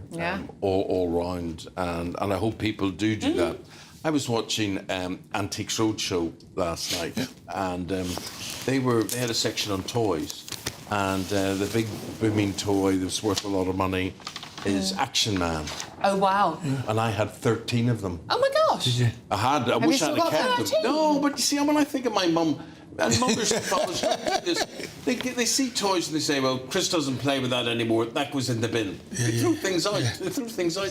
Oh, waste. no. Action Man tank was Action Man. Oh, wow. You could have made a fortune. Yeah. I know. But you know the best toy I ever had? What? Tonka. As a grown up, my husband bought it for me, was a Bobby Moore. And it sits on my desk at home. Really? Yeah, it was the best present I've ever had. I can see why that is a collector's item. It's really, really wonderful, and it sits there gazing at me. West Ham, not so great at the moment, but the toys are But great. you know, funny, you mentioned Bobby Moore there. Again, I would say, absolute super toy. Chris, did you ever play with Subbuteo? Yeah, of course. Oh my, I loved Subbuteo. Yeah, of course. I think if I had space, you always had to have space. People walked over it, walked over your mat and broke your players. But I think I could go back to Subbuteo. Did you ever play Subbuteo? Yeah, I did. Yeah, to be honest with you. The biggest toy in my memory was Scar Electric. I remember Scar Electric. I was whistling around with those cars. Scar Electric, yeah, absolutely. That was... My one problem with Scar Electric was looks brilliant, sounds brilliant, whatever. Whizzes They round. don't stay on the track. On the track, that's but that's part of the skill, is to be able to slow down so you don't whiz it off around the corner. That was it. You know, you got to navigate the... I had no skill. And let's think. Sorry, Slinky Toy. I remember when that came in. Down the stairs. While I was in the Arctic Circle, obviously I was. My birthday, by the way, it's gone now. Thank you all very much for your wishes.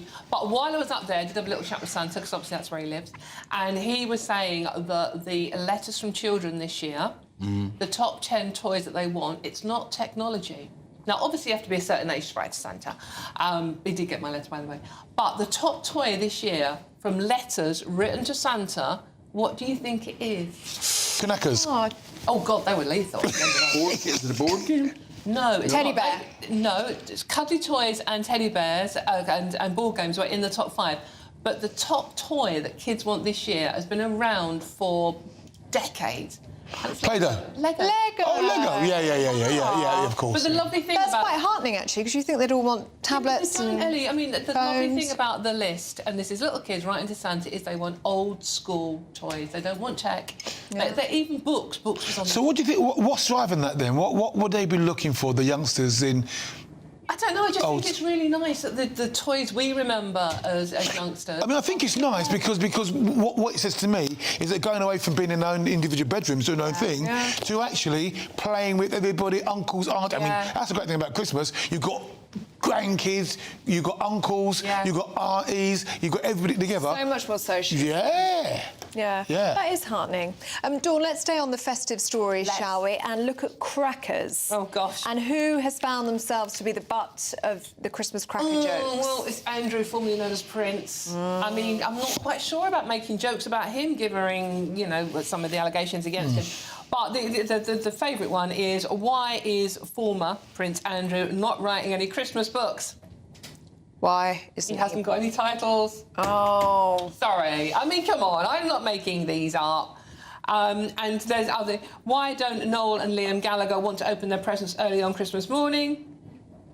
Why not? They need a little time to wake up. Oh. I can't sing. But, yeah, I mean, look, these are cracker jokes. What are you expecting? I'm actually falling on my back here. Legs are in the air and I'm scratching my stomach.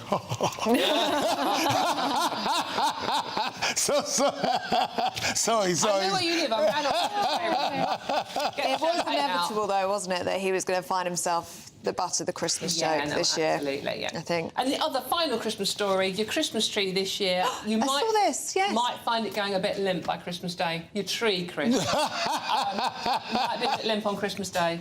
Why is that? Hot, dry summer that we've had. I didn't notice either, but yeah. Mine definitely won't. Because I don't get it out of the box until... Yeah, don't get it out till the last minute. Hey, boo-boo! She's got it going on. To Ellie what I actually got, and I can't describe it, so I'm going to take a picture today and show it tomorrow. Yeah, good idea. It's electronic. Thank you, Dawn. This I want to Chris. see. Appreciate it. And that's them for today. Here's the weather. And here's the weather.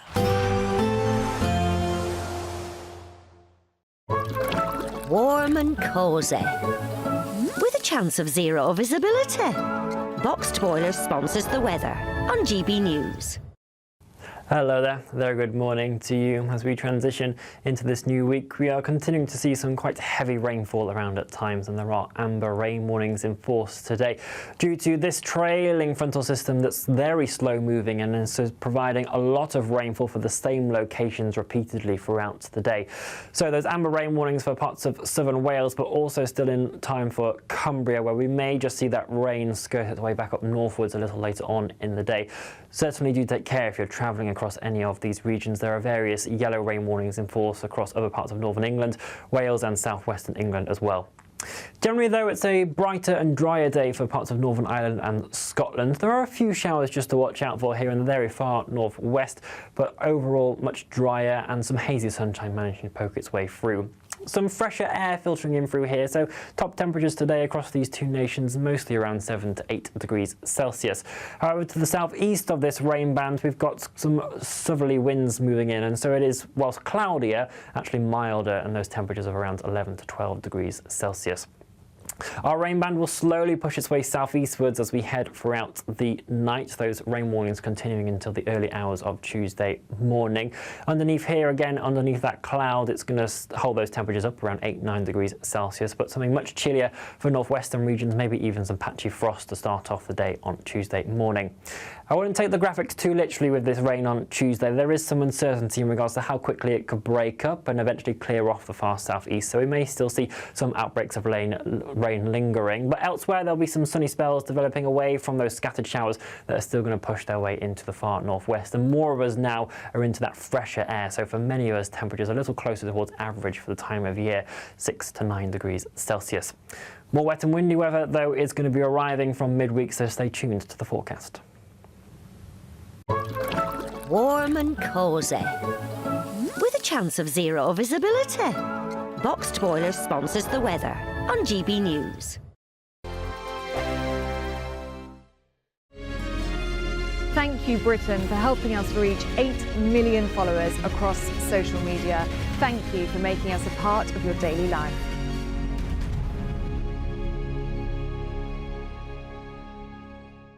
Good morning. This is the latest AI travel news from gbnews.com. The A720 westbound between Gilmerton and Lasswade junctions is partially blocked due to a broken-down vehicle. Flooding affects the M4 eastbound at Landarsea to Earlswood between junction 43 and 42. In Cambridgeshire, a collision on the A14 westbound exit slip at junction 22 has closed one lane. A collision on the M25 anti-clockwise between junctions 3 and 2 in Kent causes 20-minute delays.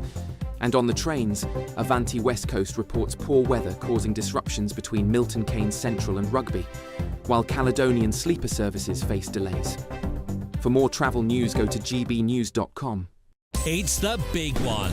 Your chance to win a whopping £85,000 in tax-free cash. The largest cash prize we've given away to date. That's like over £7,000 a month extra in your bank account each month for 12 whole months. That's a year of yes. Yes to holidays, yes to treats, yes to shopping trips, yes to home improvements. For another chance to win £85,000 cash, text cash to 63225. One entry costs £2.50 plus one standard network rate message, or text bonus to 63225. 5 entries cost £5 plus one standard network rate message. Go to gbnews.com/win. Entries start at £2.50. Call 0903 686 3232. Calls cost £2.50 plus your network access charge. Or post your name and number to GB18 PO Box 8690 Derby DE1 9TT. UK only. Entrance must be 18 or over. Lines close at 4 p.m. on the 30th of January. Please check the closing time if listening or watching on demand. Good luck. Westminster's full of talk, but out here, it's the real world. Am I allowed to talk now? No, that's it. This is where it matters, real people and real lives. That's what politics is all about. In fact, has Trump made a good start? No. Straight answers, no spin, and just a couple of pints. How many fingers have I got up? About 10. So join me for Lee Anderson's Real World every Friday at 7 p.m. only on GB News. The People's Channel, Britain's news channel.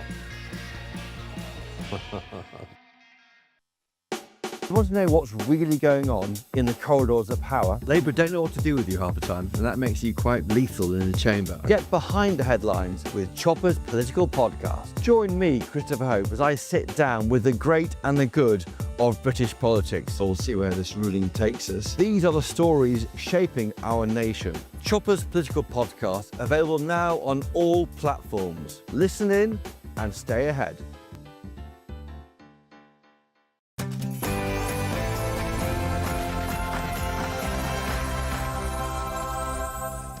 Good morning. A peaceful summer evening at Sydney's iconic Bondi Beach, shattered by one of the deadliest acts of violence in Australian history. 15 people are dead, 16 including the gunman. 42 others have been injured after those two gunmen opened fire including families hit in the attack in what police are calling a targeted attack. Well, a 10-year-old girl, a British-born rabbi and a Holocaust survivor are among the victims. The offenders are a 50-year-old and 24-year-old male who are father and son. Police have confirmed the father of that couple is dead. The son is in a critical condition. There were 2 improvised explosive devices found at the scene. They were taken by our rescue and bomb disposal unit. They were found to be active.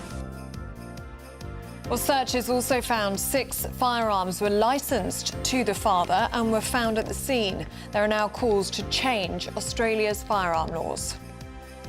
I think it's time that we have a change to the law in relation to the firearms legislation in New South Wales. One name has stood out from all the horror that went on yesterday, Ahmed Al-Ahmed, a member of the public. He's been praised as a hero after he bravely tackled one of the gunmen and disarmed him. What we saw yesterday was an act of pure evil, an act of anti-Semitism, an act of terrorism on our shores in an iconic Australian location. That's Australia's Prime Minister Anthony Albanese condemning the attacks. Meanwhile, Israel's Prime Minister Benjamin Netanyahu has accused him of fueling anti-Semitism. Well, the youngest gun suspect, according to the Australian authorities, was investigated by intelligence services in 2019 for his close links to an ISIS terror cell. Police here in Britain will put more officers into Jewish communities after the attack. We'll be talking about that shortly. Well, dozens gathered in central London last night at a vigil paying tribute to those who died and also praying for those still in hospital.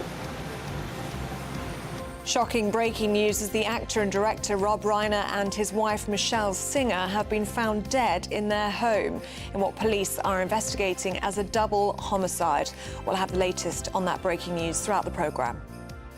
Amber rain warnings are in force today, with flooding and disruption quite likely in places, so do join me later for the full forecast to find out the details. However you're watching, however you're listening, wherever you're watching and listening, you're very welcome. Thanks for joining us. We're with you until 9:30, and I'm Eamonn Holmes. I'm Ellie Costello, and this is GB News Breakfast.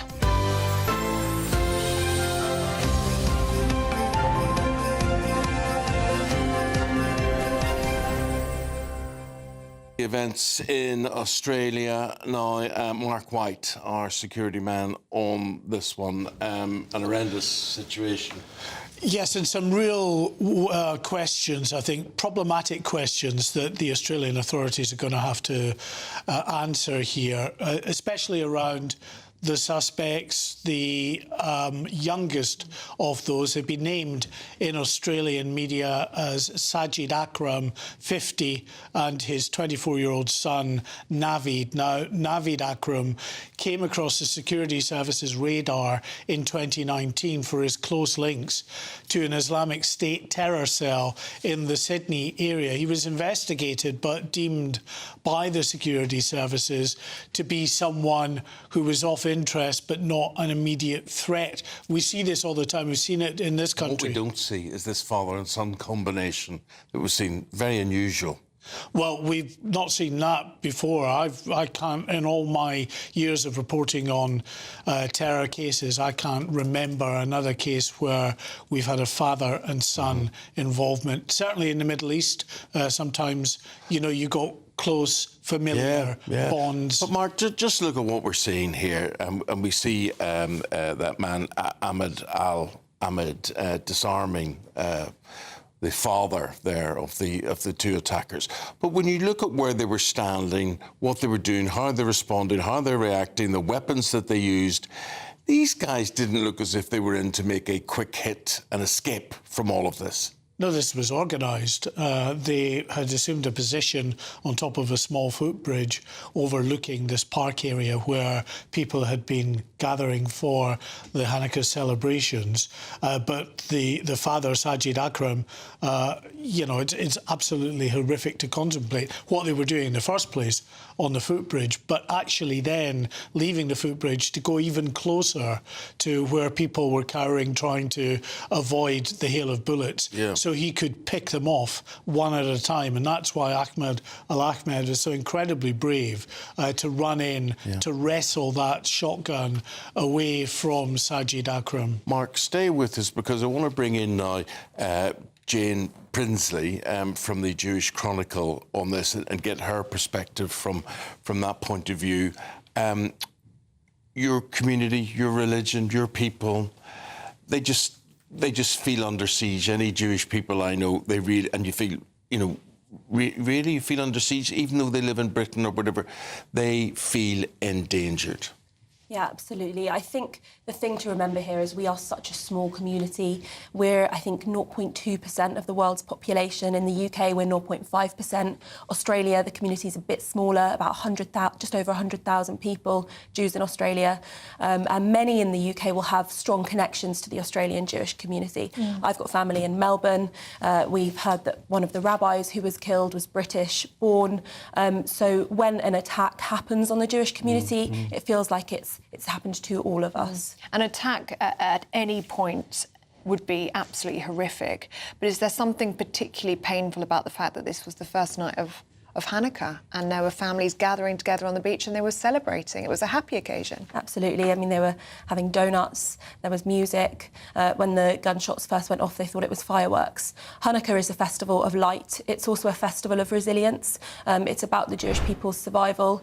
There's a saying that goes for almost all Jewish festivals, which is, they tried to kill us, they failed, let's eat. We are a resilient people, but this has been a really difficult few years. Last time I was on this show, it was just after the Heaton Park synagogue attack in October. These attacks were once unthinkable, and now it feels like they're all too common. Mark, not only were these attacks unthinkable as we look at these live pictures coming in from Bondi Beach, and as we speak, and the vigils being held there and whatever, but the thing I don't understand, they didn't use automatic weapons, they didn't use machine guns. They could have doubled, they could have trebled the amount of people that they killed. They targeted specifically through a sight and a lens, single shots on these people. Yeah, they didn't use automatic weapons because they wouldn't have been able to get hold of them legally anyway in Australia, because after the Port Arthur massacre that took place in 1996, there were strict gun laws that were brought into place by the Australian government. So you could still have the likes of these bolt-action rifles, long-barreled weapons, pump-action shotguns and the like, if you were part of a hunting club, if you were using them for recreational purposes. But there is a limit on the type of weapons that you can easily get a hold of. But there are big questions to be asked here, as regardless of what, you know, how, you know, absolutely deadly the weapon is that you might have been able to get a hold of. Why on earth was someone who's the father of an individual on a terror watch list known to be associating with a terror cell, an ISIS cell, why on earth was he allowed to have this gun licence and have 6 firearms? Big questions remain. Well, yeah, Thank you. Indeed. We should say stay with us because, Jane, we've got to speak to a government minister right now. And we'll be back with you after we've spoken to the Justice Minister, Alex Davies-Jones, from the government now. Very good morning to you, Alex. Good morning. We've just been talking about the horrific events in Bondi Beach in Australia, that terror attack that's left 15 dead, 16 including the gunman. What's your reaction to that horrific story? Well, it is horrific, and all of my thoughts and condolences are with the victims, with the Jewish community in Australia, and with the Jewish community here in the United Kingdom, who will be feeling this acutely at the moment. It is important that everyone feels safe wherever they are practicing their freedom of religion, and that is why the Prime Minister has ensured that the Community Security Trust, who are the organisation that protects the Jewish community here at home, have the support they need to ensure that all Hanukkah events that are taking place can do so safely. This afternoon, I'll be heading to Manchester to stand with the community there, who are still reeling 2 months on from the horrific terror attack at the Manchester Heaton Park synagogue. It's important that the Jewish community knows that we are standing with them and we support them at this difficult time. Alex, you're very, very strong on today is people feeling safe in general.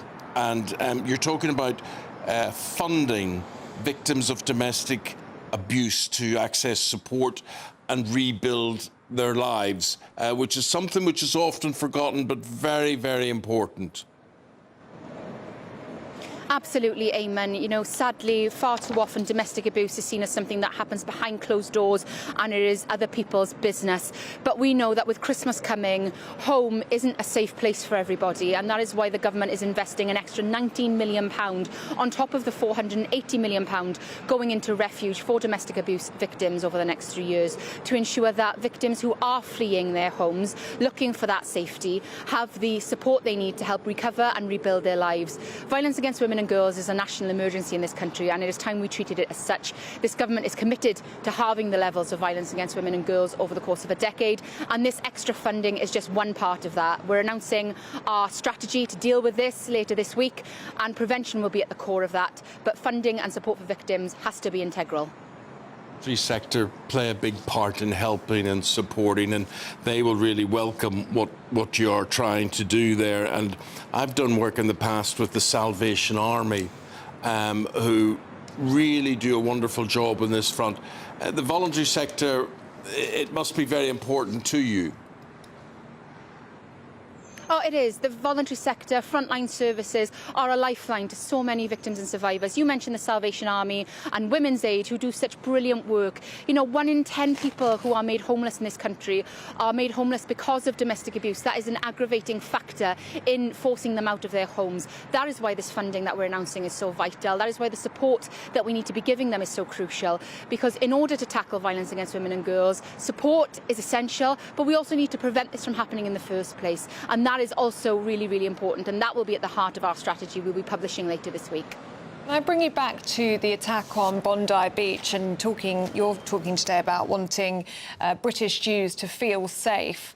Well, in fact, we've been speaking to a number of British Jews this morning who admit they don't feel safe in this country. They're angry this morning. They're angry because they feel as though they've been warning about attacks like this for years, since October the 7th, and they say anti-Semitism in this country has gone unchecked. What is the government doing to ensure the safety of British Jews? Well, can I say I feel that anger and I feel that pain of our Jewish community. It is horrific, the current rising levels of anti-Semitism here in the United Kingdom and abroad. And this has been a growing concern since the October the 7th attack of Hamas on Israel. But this has also been an issue going back millennia. You know, anti-Semitism and anti-Jewish hatred is the world's oldest hatred, and it is on all of us to do more to tackle this. The government is introducing new legislation to prevent protests around places of religious worship, to ensure that anyone accessing their freedoms is able to do so safely. We are cracking down on the police have new powers in order to crack down on anyone chanting and calling for the murder of Jews in our streets, because that is wholly unacceptable as well. You know, the right to protest is an important one in our country, and it is one I will defend to my hilt. But I will also ensure that people are safe, and there has to be a balance struck here. And those crossing the line we will not hesitate to make sure that they feel the full force of the law. OK, and Alex, just before we let you go this morning, about 10 days ago, we had an update from the Justice Secretary, David Lammy, who said that 12 prisoners had been accidentally released in the 3 weeks prior. He admitted at that point that 2 of those prisoners were still at large. Do you have an update on those 12 prisoners that were accidentally released, and especially on those 2 that were still at large? So you heard directly from the Deputy Prime Minister on the 2nd of December, who gave an update on the current situation, which shows just a sad indictment of our criminal justice system that we inherited from the previous government. You know, we're getting on with the work of repairing the damage that was done to our prisons, to our probation service, to ensure that all prisoners who should be remaining in prison are kept there and are locked up and are kept safe. There is ongoing police operations, which I can't comment on at the moment, but I want to reassure the viewers and anyone listening that we are taking this extremely seriously. We've put in place new measures to ensure that we keep the public safe. But are those 2 prisoners still at large? I cannot comment for police operational procedures. We won't be giving a running commentary on what's happening at the moment. The Deputy Prime Minister has issued a statement and we will issue more as soon as we have it. But it's important to know that we are getting to grips with the situation and we are taking action where we need to. Alex, good talking to you this morning and good luck to you with that project for the victims of domestic abuse. Thanks for explaining it to us and we look forward to your further announcements throughout the week. We'll leave it there. Thank you very much indeed. Thank you, Eamonn. Jane Prinsley from the Jewish Chronicle, who we were talking to earlier, and we had to interrupt to speak to the minister there. Were you reassured in any way with what she was saying about protecting Jewish people in the UK? Yeah, I mean, the government have devoted a lot of funding to the CST and to security outside Jewish synagogues and schools. So the CST is the Community Security Trust. They do great work. How is that funded, that CST? So that's funded through the government, and that money goes towards security, but it's not quite enough to cover all security everywhere. As we saw in Manchester, there was coverage there, but just not enough. And a lot of the CST are volunteers. So these are just members of our communities who put on stab-proof vests and stand outside synagogues. Yesterday at my synagogue, there was a celebration for families to come together, and parents were very concerned about security there because of what had happened at Bondi Beach. So the community just had to spend that money, and that will be money that they'll cover because you just have to pay the cost when it comes to security. But you can wander into any church without having to go past someone in a stab-proof vest. How have we got to a point where we have to have this security? And we saw at Heaton Park, it's a non-negotiable. And sometimes those are the people who are putting their lives at the biggest risk. Well, Jane, thank you so much for talking to us today. Thank you for coming in. To you and your community, we wish you well and we hope you begin to feel safer than you do at the moment. Thank you very much indeed. Thank you, Jane. Thank you.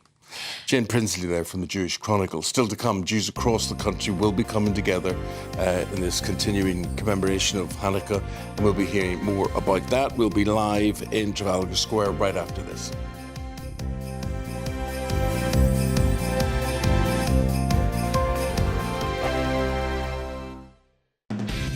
Decisions made in Washington aren't just shaping America, they're shaping Britain too. From migration to global security, from crime to health. Whatever happens in the White House today will be felt in your town or city tomorrow. That's why The Late Show is live from Washington, D.C. Cutting through the politics to show you what it all means for Britain. The Late Show live every night at midnight. Only on GB News, Britain's news channel. Bold. They are under no illusion. Ray. Are you a human trafficker? Boundless. I've had enough of the nonsense, and I'm not afraid to say it. Don't get us on the BBC. Every weeknight, I tear through the headlines. The smell of gasoline. Should we be worried about it? From Westminster madness to cultural war chaos. What we're going to do now, they are throwing things out the car as we speak. Get ready, Britain. Here we go. Patrick Christie tonight, weeknights from 9 p.m, only on GB News, Britain's news channel. Hi, I'm Michelle Dewberry, and my show is your opportunity to cut through all the noise and dive in headfirst to some robust debates. Ideas clash. Situation, isn't it? No, because the failure is you're deliberately avoiding my point. Nothing's held back. And if you think this is the end of it, wait for more. And we do not shy away from the difficult stuff. Sometimes I want to shake people and say, if only you understood. So join me on Jubes & Co. weeknights at 6 p.m, only on GB News, Britain's news channel. From the school run to the home run, watch a new show for all of Britain. He can say whatever he wants. A straight-talking show where all voices are heard. And, you know, when are we going to stop talking about smashing the gangs and actually do it? With the stories that matter from every part of our country. There's a bit of a crash landing there for your Chancellor. Bold, fearless and standing up for you. That's me, Martin Daubney, 3 p.m. till 6 p.m, weekdays, here only on GB News. The People's Channel, Britain's news channel. Britain was once the envy of the world. But look around. A nation that no longer knows what it is or where it's going. A country that's broken. How do we fix Britain? How do we bring it back? Friday night with Matt Goodwin at 8 p.m, only on GB News. No matter the state it's in, this is our nation. Join me, Jacob Rees-Mogg, for a genuine, honest discussion on where we have been, where we are going, and where we are with the people who set the direction. Tune in to State of the Nation every Monday to Thursday, 8 to 9 o'clock, only on GB News. Britain deserves a newsroom that puts the facts and your voice first. Well, and that's what you get on GB News. Lively debates, lively conversations. And we're not afraid to hold power to account. And each other. So join me, Andrew Pierce. And me, Miriam Cates, for Britain's Newsroom, weekdays from 9:30 on GB News.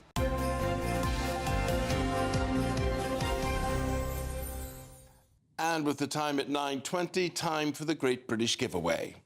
We want to make the new year your best year yet, with a chance to win our greatest cash prize to date. A simply stunning £85,000 in tax-free cash could be yours. Cash to splash on anything you can dream of. Treat the family to that bucket list holiday you've always fancied. Get your dream car you've always wanted. Or just relax, safe in the knowledge that the coming year is on us. £85,000 is the biggest cash prize we've ever given away. It's totally tax-free, which means that every single penny of it will be yours. For another chance to win £85,000 cash, text cash to 63225. One entry costs £2.50 plus one standard network rate message, or text bonus to 63225. 5 entries cost £5 plus one standard network rate message. Go to gbnews.com/win. Entries start at £2.50. Call 0903 686 3232. Calls cost £2.50 plus your network access charge, or post your name and number to GB18 PO Box 8690, Derby, DE1 9TT.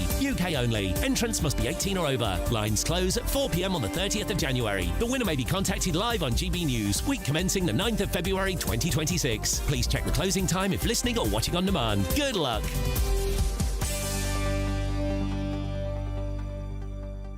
Yes, good luck. Now, Jews across the country will be coming together to mark Hanukkah this week. Let's go to GB News national reporter Will Godley, who joins us now with light of everything that's happened in Bondi Beach. Well, they are trying to find light in the darkness here, aren't they?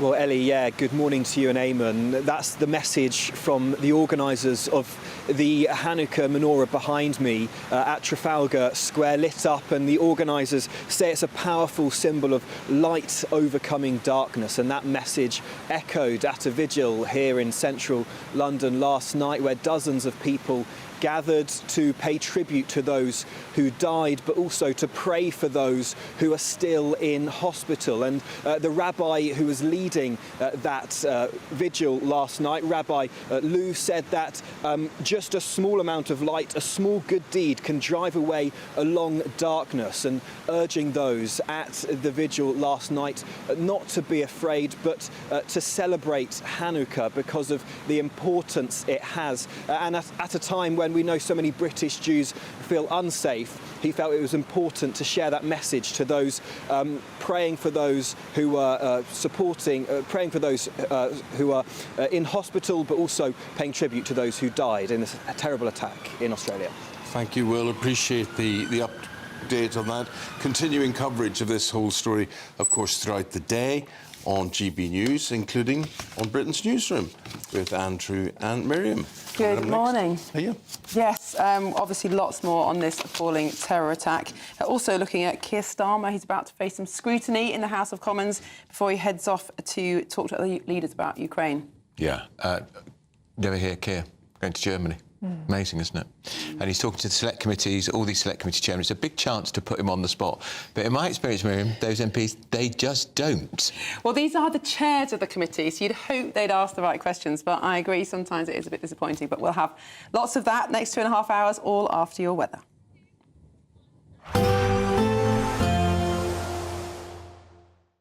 Expect warm spells with the odd rude interruption. Box Boiler sponsors the weather on GB News. Hello there, very good morning to you. As we transition into this new week, we are continuing to see some quite heavy rainfall around at times, and there are amber rain warnings in force today due to this trailing frontal system that's very slow moving and is providing a lot of rainfall for the same locations repeatedly throughout the day. So there's amber rain warnings for parts of southern Wales, but also still in time for Cumbria, where we may just see that rain skirt its way back up northwards a little later on in the day. Certainly do take care if you're travelling across any of these regions. There are various yellow rain warnings in force across other parts of northern England, Wales and southwestern England as well. Generally, though, it's a brighter and drier day for parts of Northern Ireland and Scotland. There are a few showers just to watch out for here in the very far northwest, but overall much drier and some hazy sunshine managing to poke its way through. Some fresher air filtering in through here, so top temperatures today across these two nations mostly around 7 to 8 degrees Celsius. However, to the southeast of this rain band, we've got some southerly winds moving in, and so it is, whilst cloudier, actually milder, and those temperatures of around 11 to 12 degrees Celsius. Our rain band will slowly push its way southeastwards as we head throughout the night, those rain warnings continuing until the early hours of Tuesday morning. Underneath here, again, underneath that cloud, it's going to hold those temperatures up around 8-9 degrees Celsius, but something much chillier for northwestern regions, maybe even some patchy frost to start off the day on Tuesday morning. I wouldn't take the graphics too literally with this rain on Tuesday. There is some uncertainty in regards to how quickly it could break up and eventually clear off the far southeast, so we may still see some outbreaks of rain lingering. But elsewhere, there'll be some sunny spells developing away from those scattered showers that are still going to push their way into the far northwest. And more of us now are into that fresher air, so for many of us, temperatures a little closer towards average for the time of year, 6 to 9 degrees Celsius. More wet and windy weather, though, is going to be arriving from midweek, so stay tuned to the forecast. Expect warm spells with the odd rude interruption. Box Boiler sponsors the weather on GB News. Thank you, Britain, for making us the fastest growing news website in the nation. Because the truth matters, and so do you.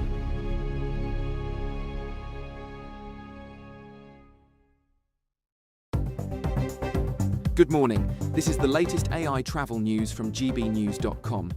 The A720 westbound between Gilmerton and Lasswade is partially blocked due to a broken down vehicle. The M4 eastbound from Junction 43, Landarcy to Junction 42 Earlswood has flooding in the outside lane. In Kent, a collision on the M25 anti-clockwise between Junction 3 and Junction 2 has closed one lane, causing a 20-minute delay. The A500 northbound in Staffordshire between the A34 and M6 Junction 16 faces a 20-minute delay. And on the trains, Avanti West Coast has disruptions between Milton Keynes Central and Rugby. For more travel news, go to gbnews.com. Good afternoon, Britain. Weekdays from midday. True Grinch fashion, one neighbour has written a bar humbug letter to a festive father-to-be, outraged by what he calls Dave Goodlin's cheap and tacky Christmas display outside his house. I mean, there is no such thing as cheap and tacky Christmas display. Christmas is cheap and tacky. Dave accidentally, it happens, come on, brought a 20-foot inflatable Santa, believing it was just 4 foot tall, and inflated it outside his house. Well, the neighbour's fury and Dave's giant Santa have now gone viral, and he's been left with little choice but to deflate the big man himself. Or looking at that picture, went and brought a snowman that matched. Any case, we don't know. So joining us now is the man himself, Dave Goodings. Dave, you must be a bit deflated by this story. Hello, good afternoon, guys. Yes, very deflated, because last weekend, the Sunday just gone, we decided to put up our Christmas decorations. You've got the tree behind me, and then outside the front, we've got 2 giant Christmas inflatables, one being a giant snowman and the other a Father Christmas. So people have complained? Grinches have complained about this? It's just the one complaint letter that we've had through the post. We